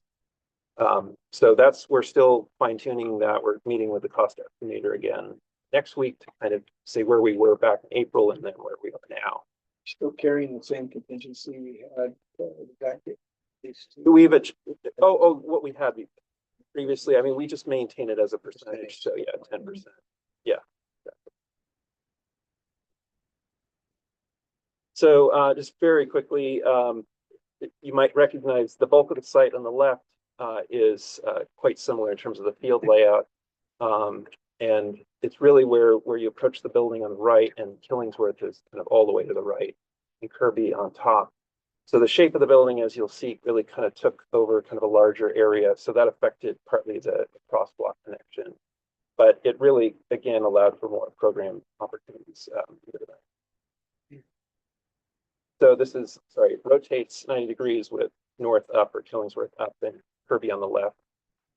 Very similar program layout, but I think you'll see in particular start at the top with the performing arts. It both rotated and got smaller, so it allowed a lot more program around it. Overall, allowed for sort of reallocation of space, which again on the right allowed us to, in yellow, have the main gym on the ground floor now, which was again a preferable approach. And then kind of on the left, where the main entry is, kind of that little indent, is kind of the admin on the ground floor, and then entering into the commons, which also has a connection to the cross block there at the bottom. And then there's, so in addition to that main entry on Kirby on the left, there's a main entry to the gym on the right, next to that, and sorry, towards the bottom, and so one of the major changes we included was to not have a third entry, which we used to have, which was a separate performing arts entry.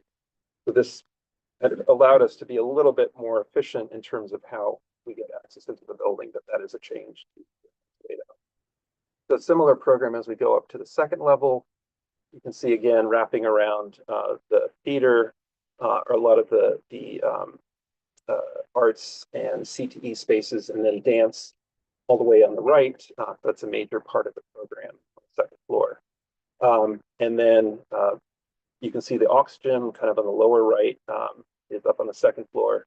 And then kind of a little bit below that are some other athletic spaces. But primarily as we go up in the classroom wing, we have, again, just generally general ed, as well as some supporting classrooms. And then a little bit of kind of an overlap with the commons in terms of kind of upper commons, little notch.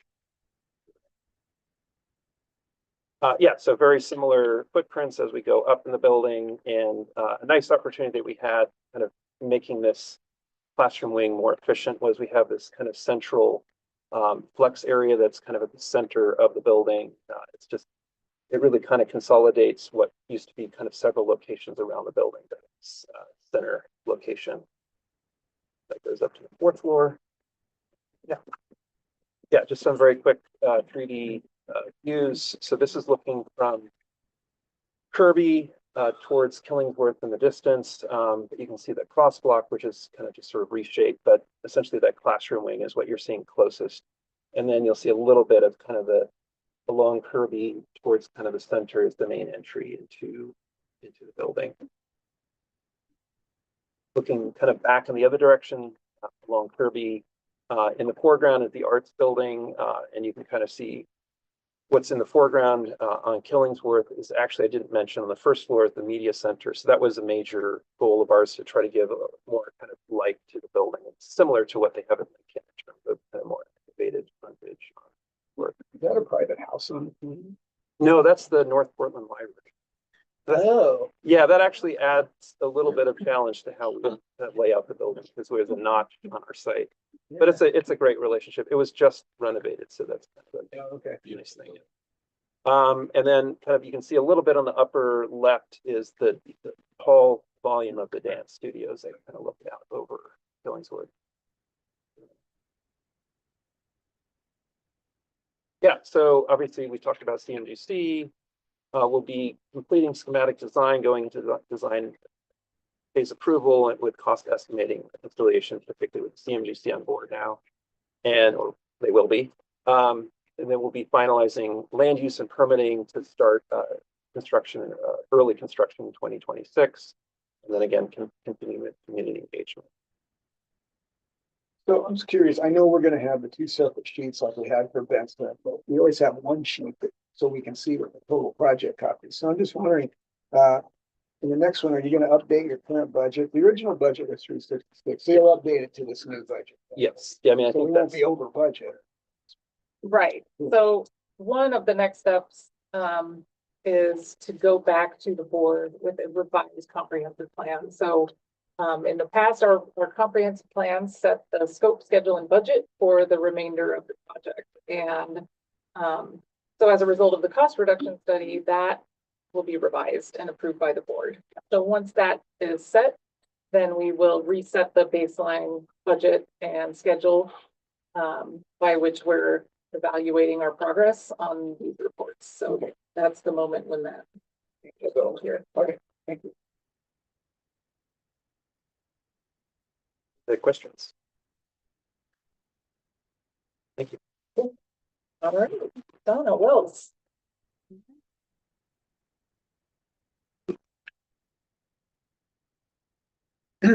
Well, the report is fairly self-explanatory there. After, as you know, we finished a cost reduction study, same as the other two schools, and have incorporated that board framework that we talked about.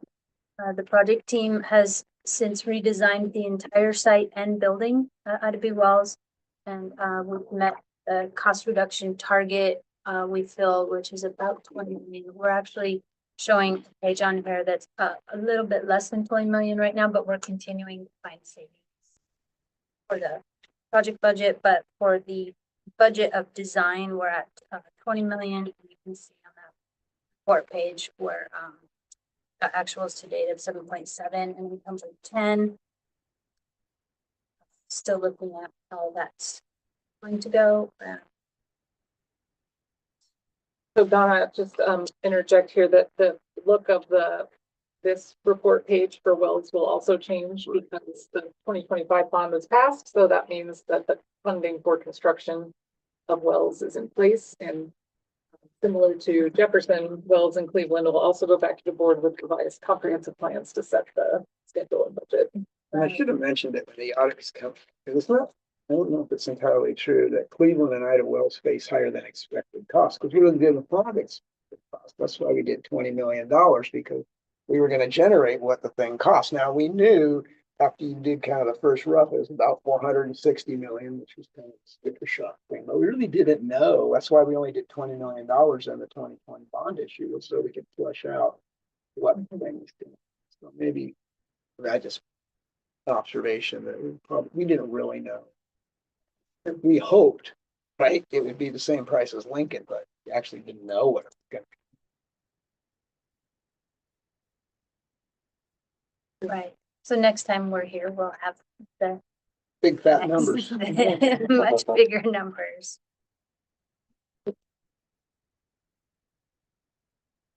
We've been, since the cost reduction study, back on track with our major projects group for permitting process with the city of Portland, and we've gotten back on track with our community engagement.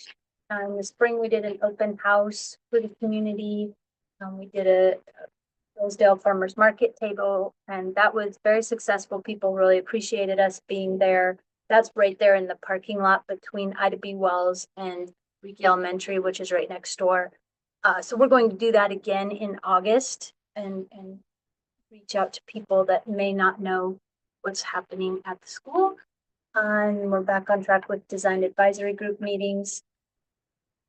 And we're continuing our OAC meetings. We also, just like Jefferson, met the 50% schematic design milestone. And our pricing set will be coming out in August, and we'll have estimates by the end of September. We're getting Hoffman's estimates along with third-party cost So you have estimates. a CMPC for this one. Yes, and it is Hoffman. Well, I guess that raises a question. You got $1.5 billion worth of projects going out the door at about the same time. Do we have the capacity in the Portland area to build 3 high schools? I mean, different question. What are your thoughts on, can we do it, and are we gonna have a problem?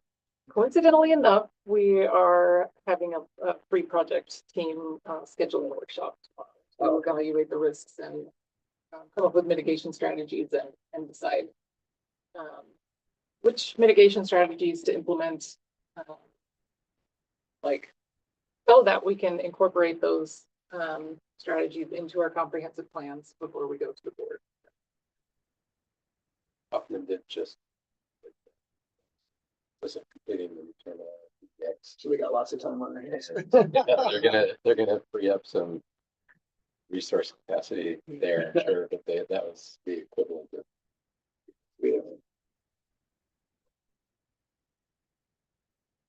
We're hearing that Portland can do it. There's do it. not any big cranes on the No, there Portland aren't. horizon right Right. now, so we're hearing that, subcontractors are hungry. Collins was also finishing up some other.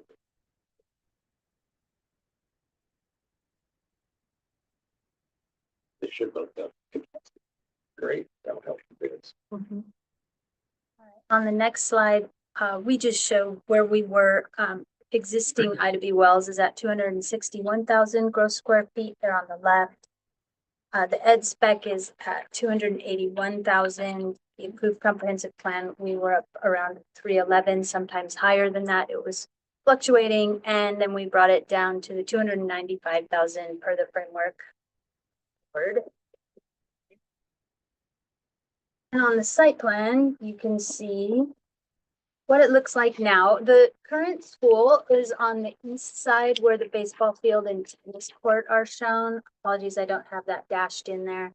The community pool is, of course, the Wells Pool that is a beloved resource for all the neighborhood. And so we're working around that. We are not doing anything at the pool, for the pool.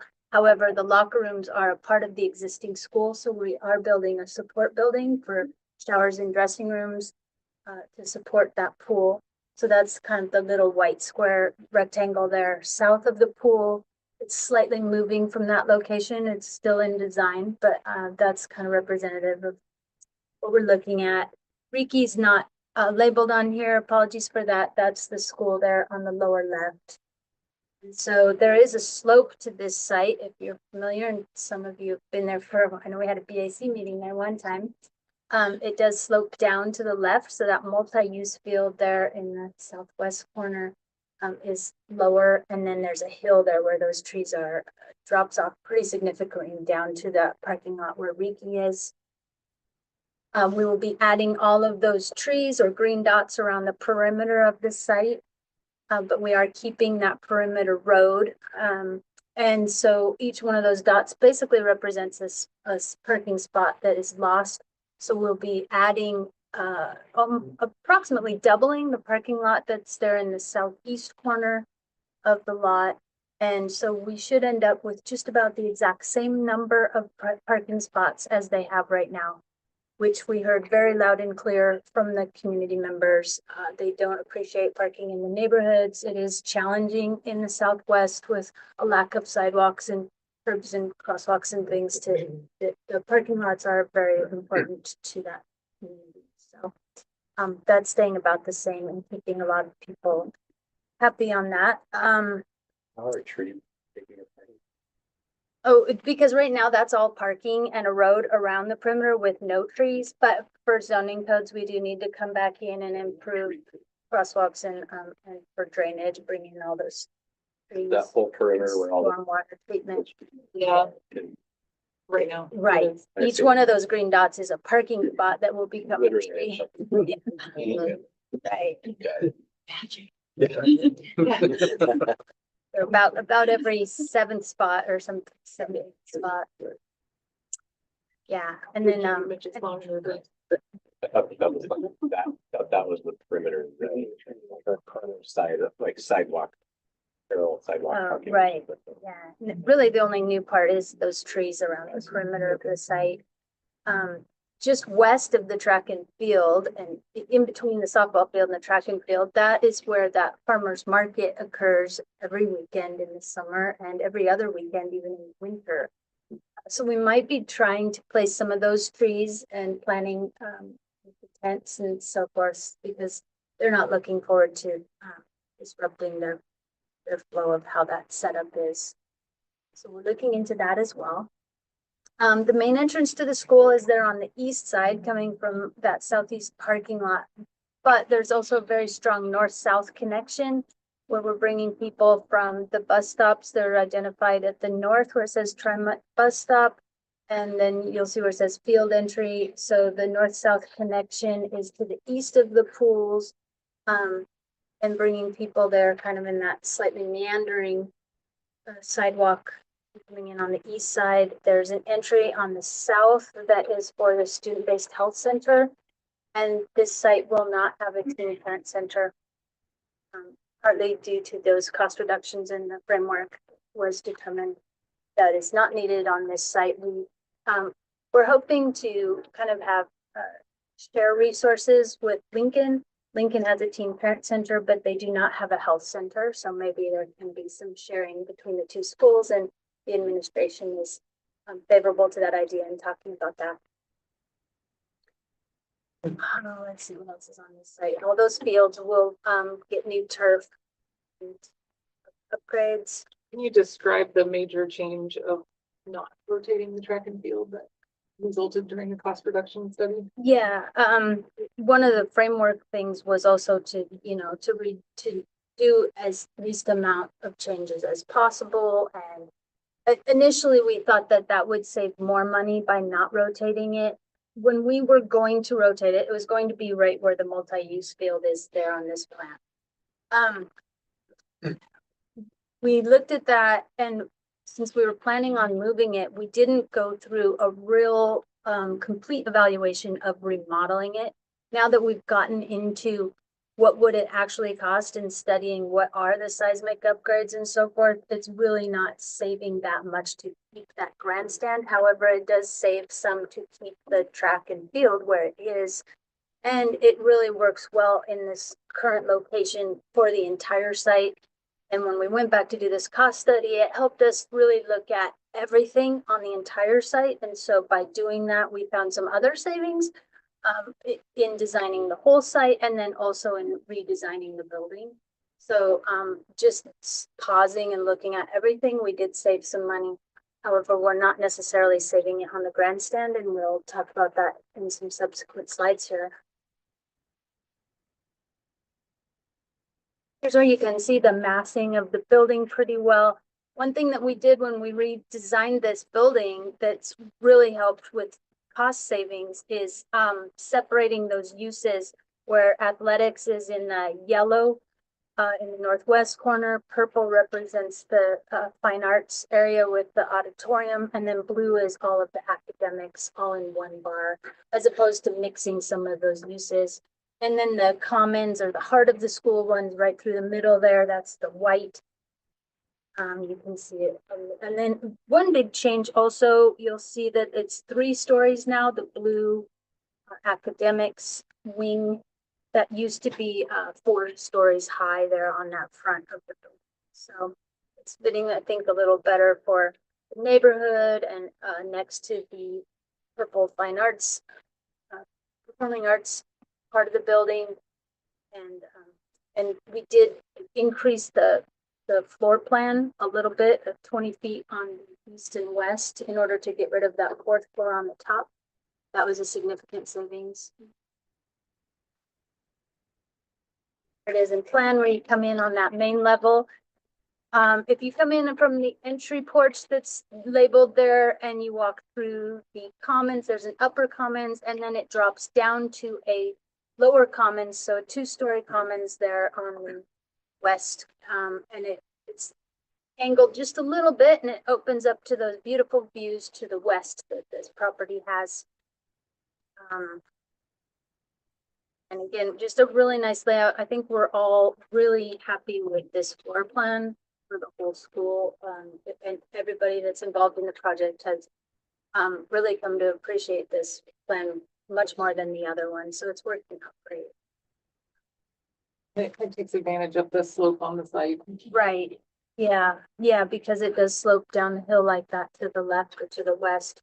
It really does take advantage of that. Works out well for accessibility. The next slide is a section looking south. You can see where you come in the lobby and then it steps down into that 2-story commons and then students can go out and have outdoor seating at that, what we're calling a terrace. We drop down to the lower level. That's where the main gym is. There's an aux gym actually on the main level. I'm sorry. Yeah, aux gym on the main level, main gym on the lower level. Yep, didn't say that right. And then all the building support, the wood shop, maker space, those things are on the lower level. Weight room and things that don't necessarily need windows, like locker rooms and other PE support is back there on the east side, underground, sort of underground, kind of like a daylight basement. Loading is identified there, coming in from Vermont. Jumping up to floor 2. That's that academics wing. You can see the theater below is identified. And floor 3 is essentially the same as floor 2. And the next slide is just building massing, rendering from the southeast. It's not meant to depict any type of finish or color or anything, really just to identify the size and shape of the building as you see it from that southeast parking lot.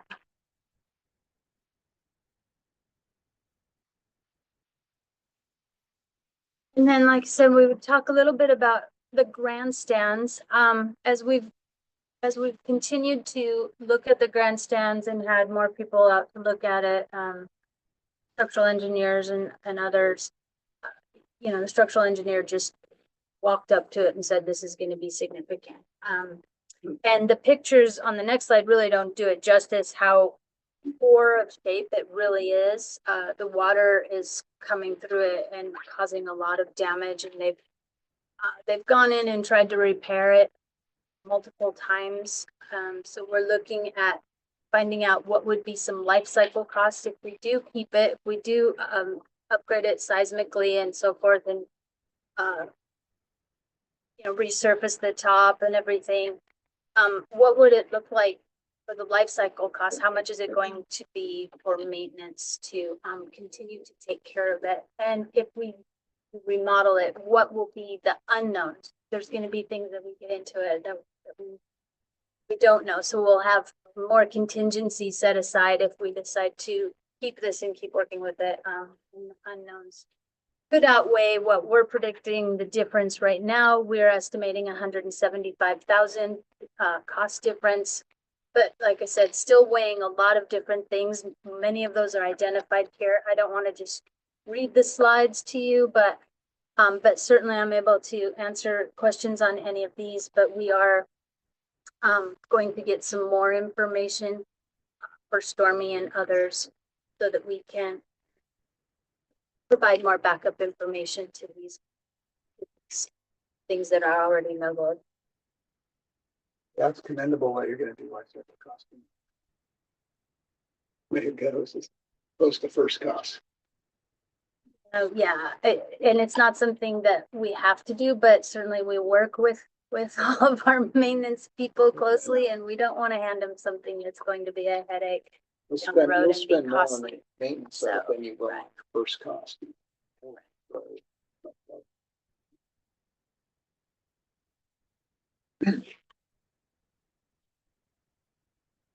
So, the People pictures. don't love the aesthetics of this is. Don't, and it has kind of a dangerous feel to it too, just the way it canters out over cars that are parked underneath. It doesn't feel great. It's not really welcoming. It doesn't stay clean. They power wash it and paint it all, as much as they can. And it just is not appealing, but it is possible to save it. So like I said, we are continuing those studies, but the studies that we've done, it's just getting, the cost is getting closer and closer to a wash every time we look into it, and all of the ways that it's not sufficient, it's not safe. The railings aren't tall enough. And that's a very small thing that I'm pointing to, but the press box is way too small. The bathrooms are terrible, awful. Either way, remodeling it or rebuilding it, we need significant improvements in bathrooms and a lot more toilets in there. There's not nearly enough actually. The storage could be vastly improved. The electrical room that's underneath there. Athletic director likes to make sure that we know that he goes in there to flip on the lights at the breakers, and it's very scary for him when he's standing in puddles, and it's not perhaps the safest. Take one accident, you eat up all your savings. And then our next slide shows examples at Lincoln on the top and McDaniel below of what some of those new grandstands look like. How that can be simplified and clean. I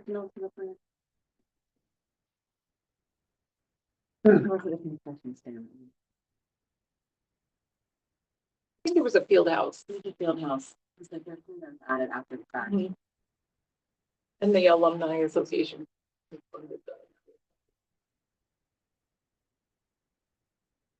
Yeah, and are there any questions or thoughts about the grandstand that we should talk about? Okay. So for our overall project budget, we think it's probably 20 million. We did put down 15 to 18 million as the savings range right now. But we are continuing to look for cost savings and feel confident that we'll find some more. That is, as noted there, any delays in construction schedule would cause significant escalations. This is counting the escalation that we know of if we were building to the schedule identified. So what Donna is referring to there is that, in this workshop tomorrow and over the next couple of weeks, if we identify a risk in running these projects concurrently, and one of the mitigation strategies is to extend the schedule on one of them or move the schedule to start construction later in order to mitigate those risks, then the escalation, the construction escalation would then raise that budget back up.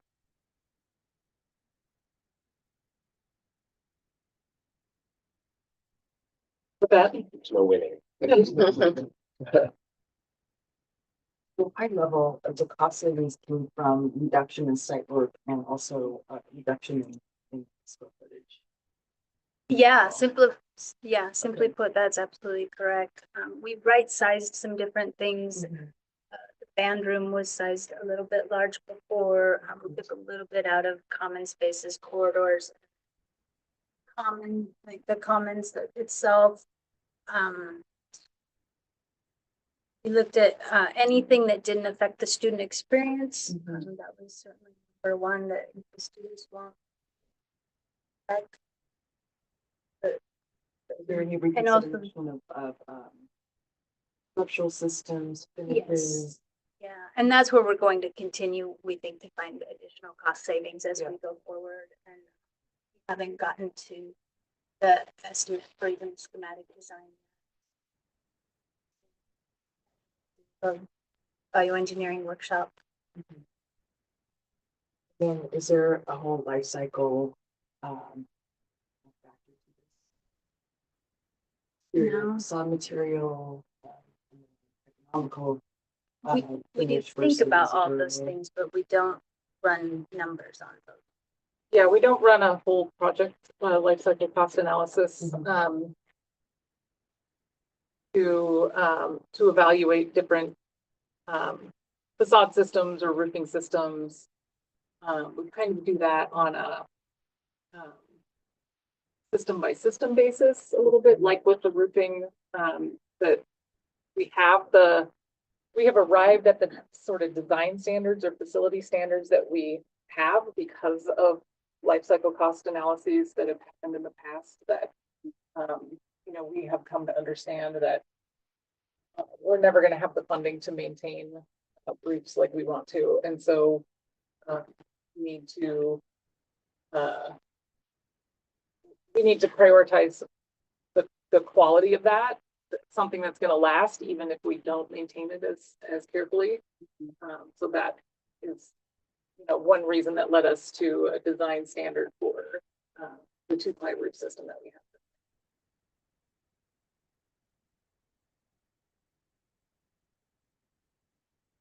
Operations of building systems. Yes.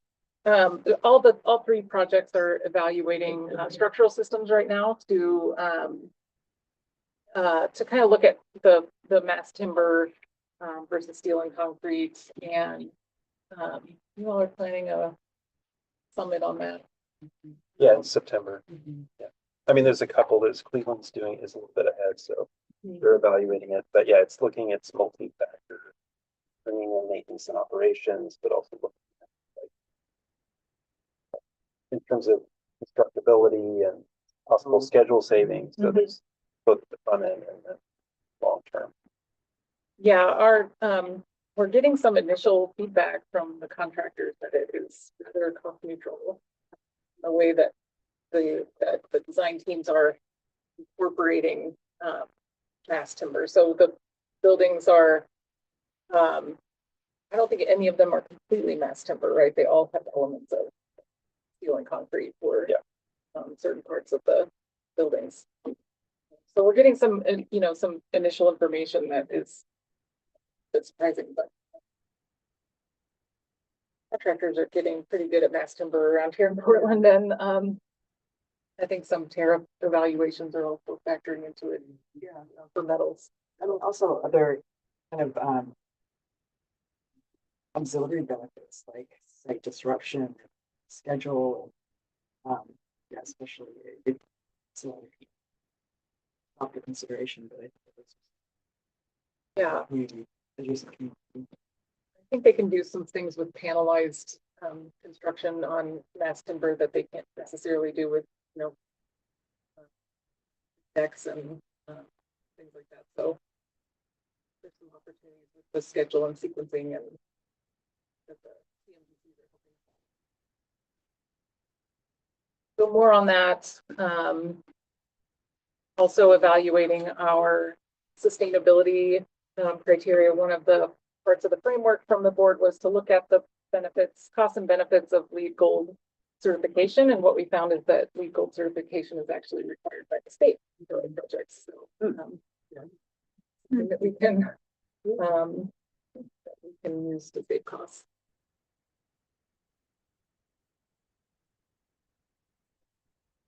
Hey, Cleveland. Okay, moving on to Cleveland. Again, my name is Eric Girding, Senior Project Manager. Yeah, our status kind of at a glance sheet here. Again, our budget forecast is just showing our planning and design budget. I do want to note on our equity reporting, the architect lead has they've had a vacant accountant position for quite a while, and they finally got a new person. So they haven't been able to just send in their reporting that goes separate into a reporting system that we have. So we're just not showing it all, but from their calculations, we're at 40% of participation, primarily from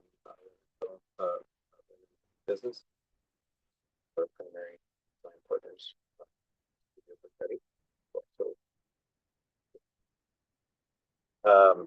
And so we'll have that updated definitely for the next report. Our schedules, current schedule that was approved with our comprehensive plan, back in 24 has starting construction next summer.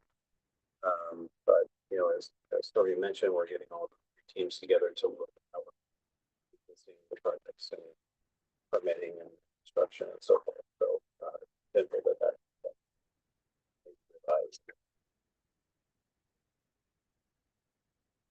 So again, we participated with the other project teams in this cost reduction study that just happened right at the beginning of the school year.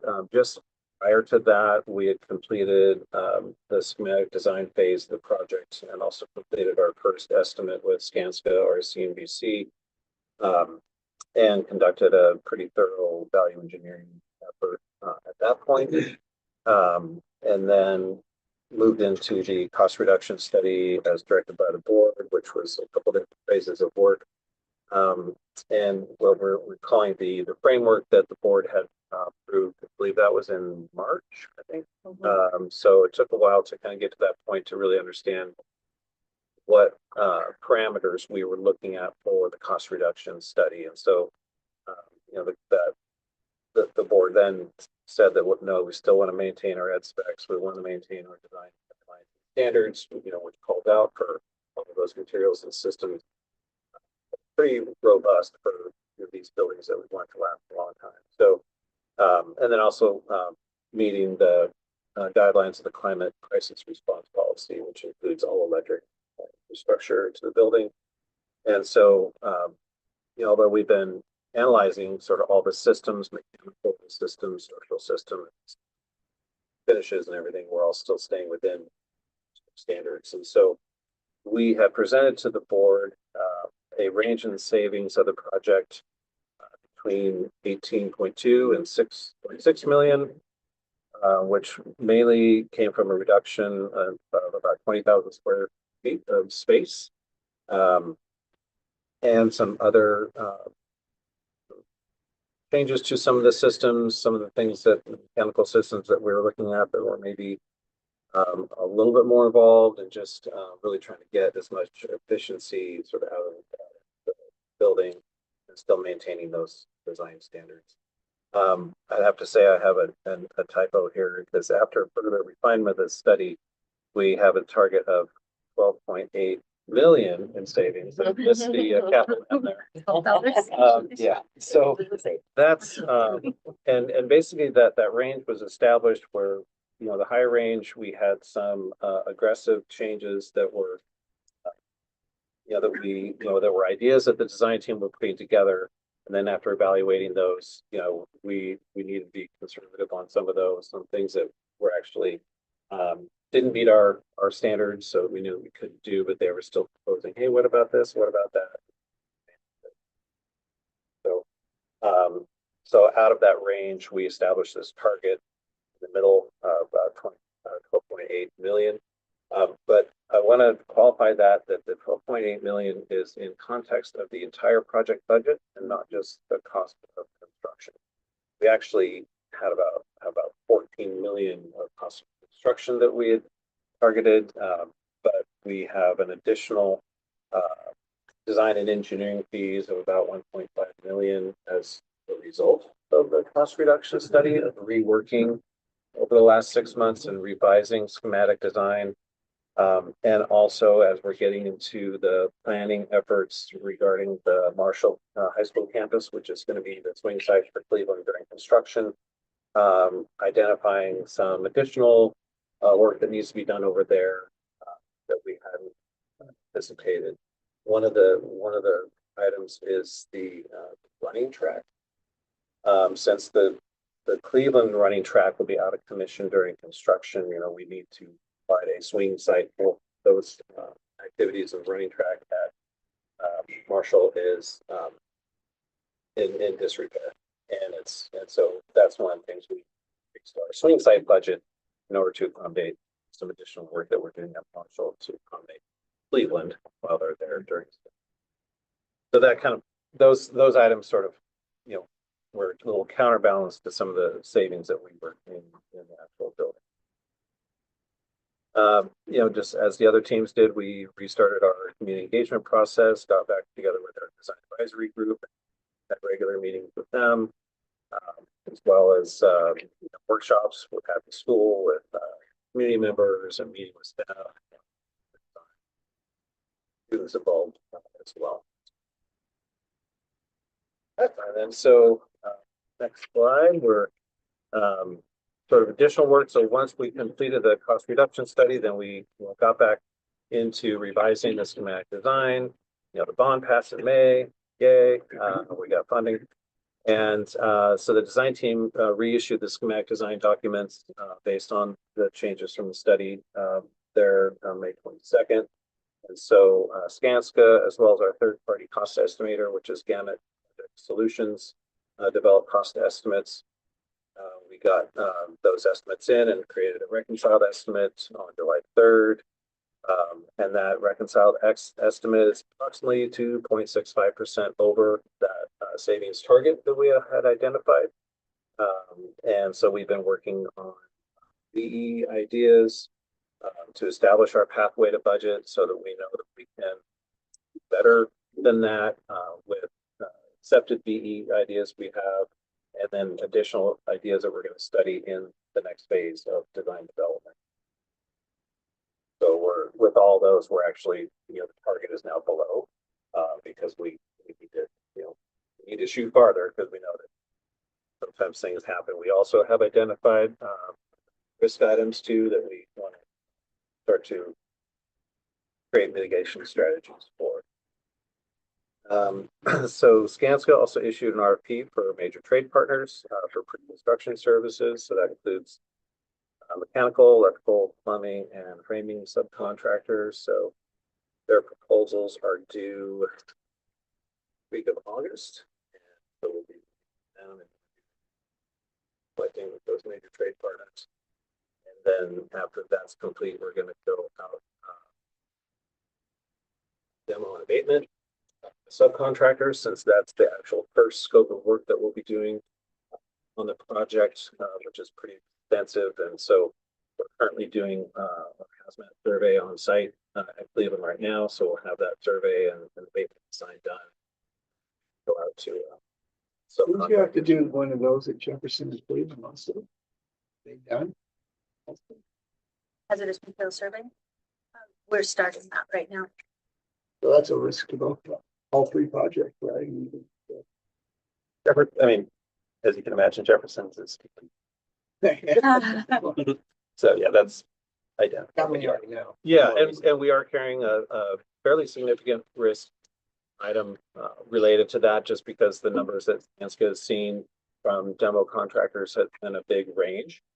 So they're saying, hey, and based on previous experience, we're got the chunk of You're on that we're the upper end of it, looking at. and then you're not expecting The district has a lot of hazardous materials survey that's already been done on So all you- the schools, so we have a pretty good idea, and we've just assumed there's a lot of, we know there's a lot of asbestos. Okay. As I mentioned, we've started planning for getting Marshall set up for the swing site activities for the Cleveland program. As you recall, the Benson program was at Marshall during construction, and so there are various changes to the building that they made to accommodate some of those large CTE programs that kind of need to be undone to accommodate more general education programs and some equipment that needs to be things like that. So we've got a bit of work to do for Marshall in addition to that work that I mentioned. And we're also part of the major projects group permit review process. So all three high schools are in that process with the city, which is really provided a great opportunity for us to meet with them on a regular basis, to talk about design, to identify all the code appeals that we'll be putting together and getting feedback on that, so that by the time, you know, that project comes in, they really know what it's about, what we're asking them to do for it. So, and that's really helped identify a lot of things for us in advance. And then another part of our scope of work that was, you know, it's included in the bond is there was an allowance that's separate than the actual Cleveland project, is to do field improvements of to support athletics. Currently, there's a multi-purpose field that's used there. That's baseball in the spring, and then soccer and lacrosse fall and winter. That's a grass and dirt field. And so the plan is to, oh, I'm sorry, Stormy, I didn't ask you to go forward on slide. Oh, there we You go. could just, yeah, you can, yeah, I just want to get to that one. If you, so Powell Park is just across 26th Avenue, if you're not familiar with the site. And then the main field site where the track and field is, you know, it's about 4 blocks away. And so with the plan at Powell Park is to also add a softball field adjacent to what's the existing multi-purpose field. And we've had some initial conversations with the city about that. We had a pre-application meeting with the bureaus to get their feedback on the work. And then we've also received word from the Parks Department themselves that they are going to go ahead and work with us on a partnership. So that's good news. So we'll be getting that work started in conjunction with the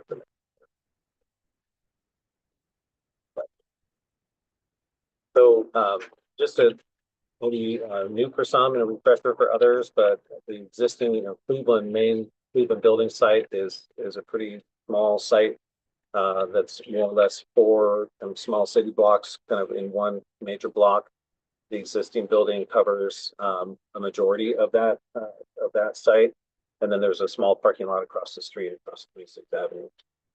So the design solution that the team created was to create 2 major buildings that house the primary program elements of the project, and kind of spread those out to the north and to the south to establish this large inner courtyard space that provides sort of a secure outdoor space that's has a campus feel that Cleveland has never had in its history. So it's a great solution to kind of provide a type of campus that, you know, that Cleveland hasn't had. So that's the main concept. And so the building alone, if you go to the next one, please. So what's closest to us is on Franklin Avenue, and that's primarily classrooms, and also would be the main entrance. So we're moving the main entrance from 26th Avenue, which is a really busy street, up to 28th and Franklin, which is a little bit more in the neighborhood, more quiet. And that north building there is what we are considering being a mass timber structure. Really just isolate that one building for mass timber. Then the south building is connected by what we call the connector. It's not really a sky bridge. It's more of a small sort of wedge building that's between the two. So there's some program occupiable space in that. It's not population. And then that south building along Powell houses the large spaces. So it'd be our gymnasium, the Ox Gym, the theater, and then we have 2 levels of classrooms.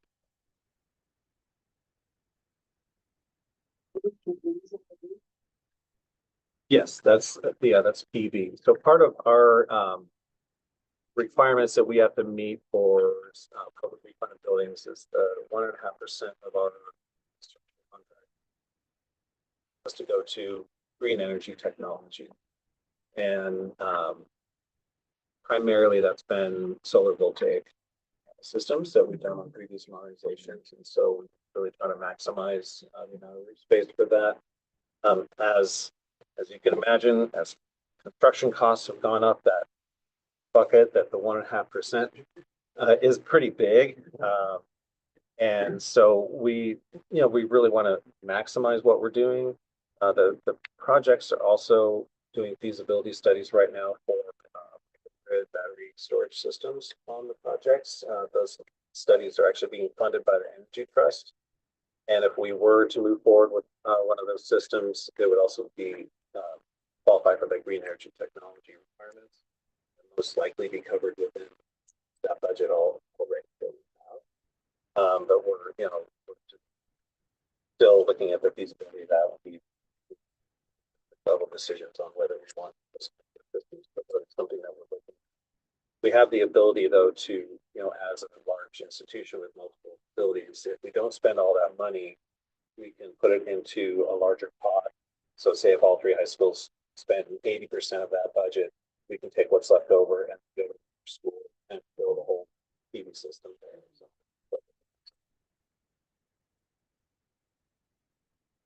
Chrissy, are you considering hybrid timber?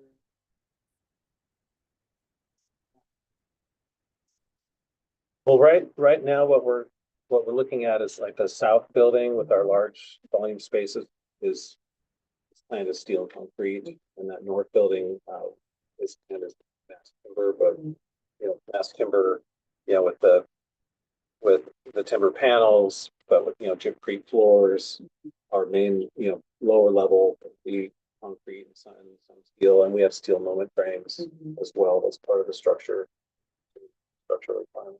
So there's somewhat of a hybrid system, but it would not so much that you would be seeing wood posts and wood ceiling. And this is a view of what the for you.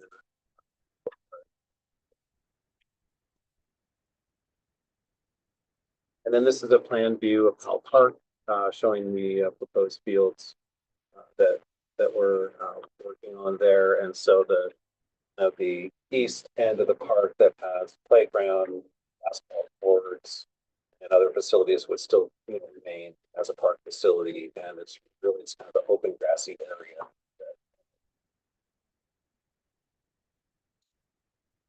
So continuing design development. And as we're mentioning, decision making regarding structural systems, battery energy storage system. We're selecting trade partners for mentioned. And then these are all kind of repeats. So we're seeking board approval of our budget and schedule. Continued coordination, of course, with the city and stakeholders.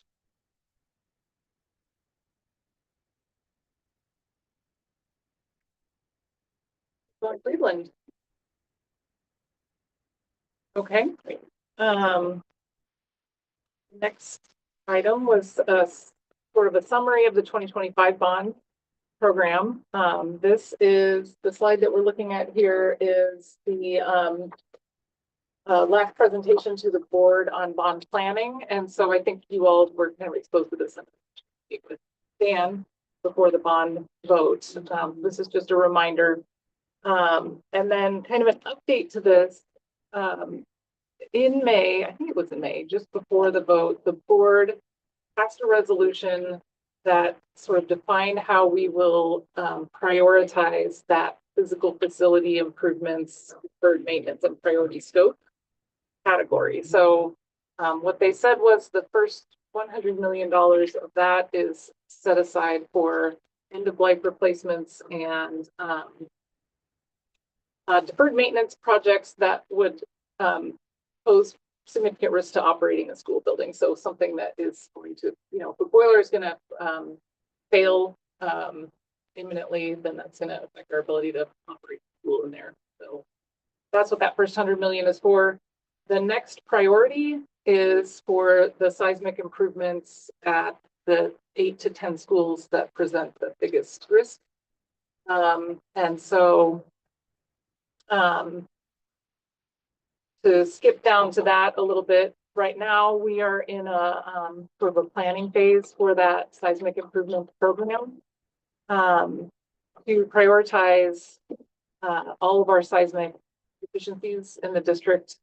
So step one in that is to gather the detailed seismic deficiency data at all schools, and that step is complete.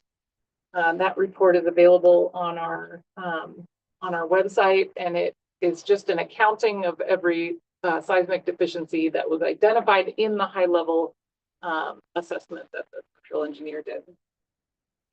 The next step is to work with the structural engineer to take that accounting of deficiencies and prioritize them.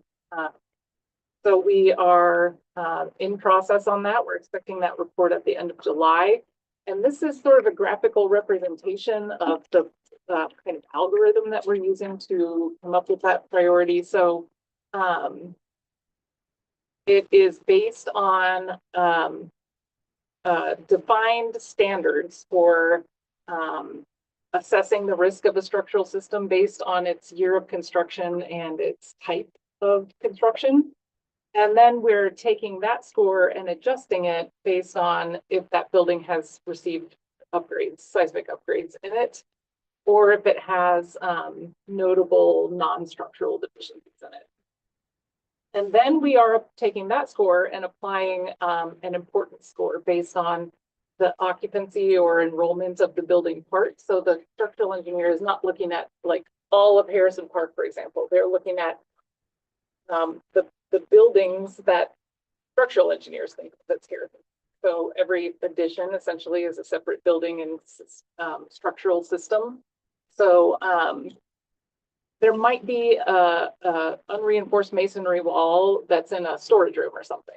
And that doesn't have as high of an importance as one that's in a gym or a cafeteria, an assembly space. And then we're looking at Title 1A status in that as well. So all of that will bubble up to prioritizing all of the structural deficiencies, and the costs of correcting those will be applied, and they're going to give us this interactive report that is going to help us figure out, you know, what projects will not just reduce the risk as much, but there might be projects that are not very expensive in a building part that's going to actually reduce the risk in a building by a lot. So it's kind of, you know, it's a bang for your buck analysis, and then it's just a overall risk reduction.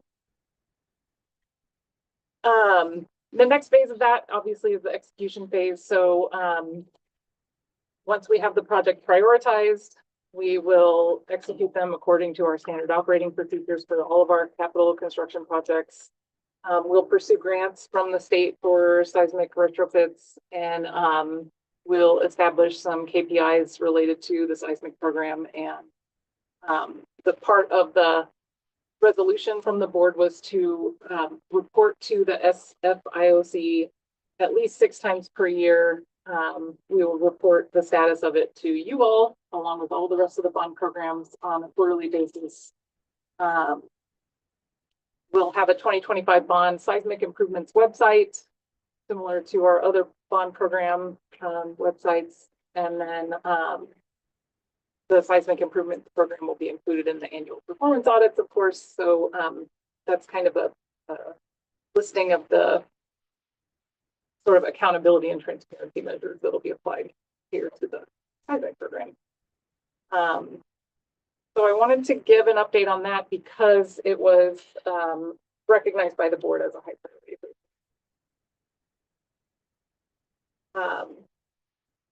And then I had one other thing on the agenda, was to review again our past audit implementations. We've given the time, maybe we want to move this to the next meeting, but the report is there. You can see the status that we've reviewed. This is it's kind of even on paper, I think. We went over implementation status with the board audit committee in December of 2024. So you can see the status that it was in December, and you can see the status that it is now. So some of the recommendations we have completed those, the implementation of. There is one that we reopened based on a note in this year's audit that the auditors did not find that it was completely implemented.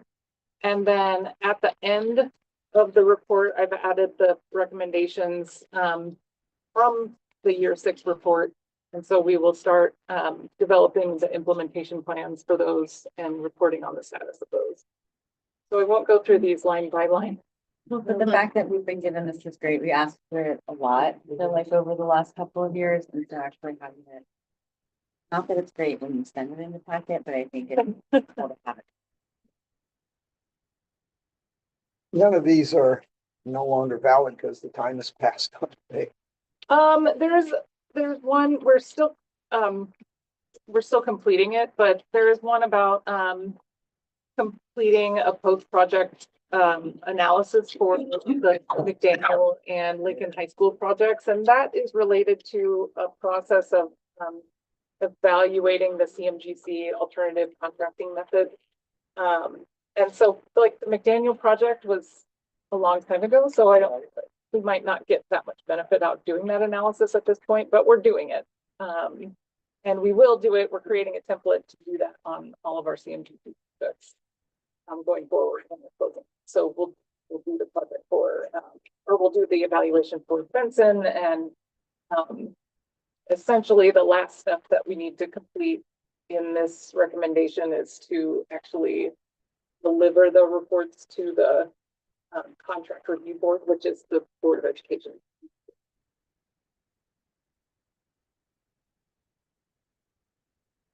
Yeah, because I think that is an issue. You guys go back to, well, you know what, we made that way back when, that's all passed, and there's no sense wasting time on it anymore. Yeah. Because you got your name on a whole. Yeah. Marina has her name on Marina it has too. hers, yeah, I better get her back here. Yeah, that was the one that was reopened. Okay. Got it. So I need to change it to mine. Obviously, she's not. Okay, and so that's why it says complete in 2024 and behind schedule in 2025. Yes, exactly. Got it. Because we're reevaluating it now, so we'll take another look at that and how we might complete the implementation on And I that, guess it does raise the question about prioritizing these audit recommendations. which they did in the new. Yep. Yeah.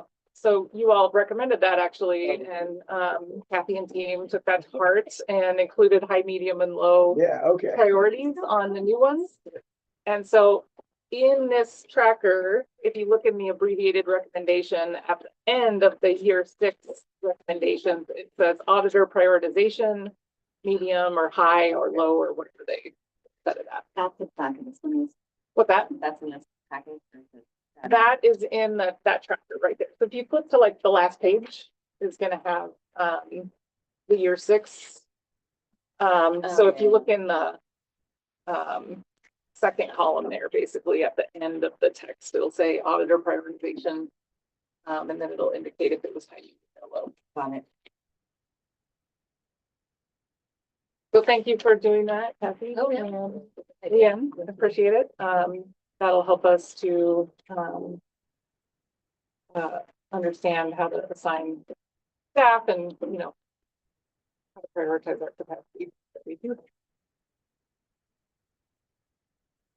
Okay. That's all. Your meeting. Any other questions, comments? I would just thank you all for your project overviews and.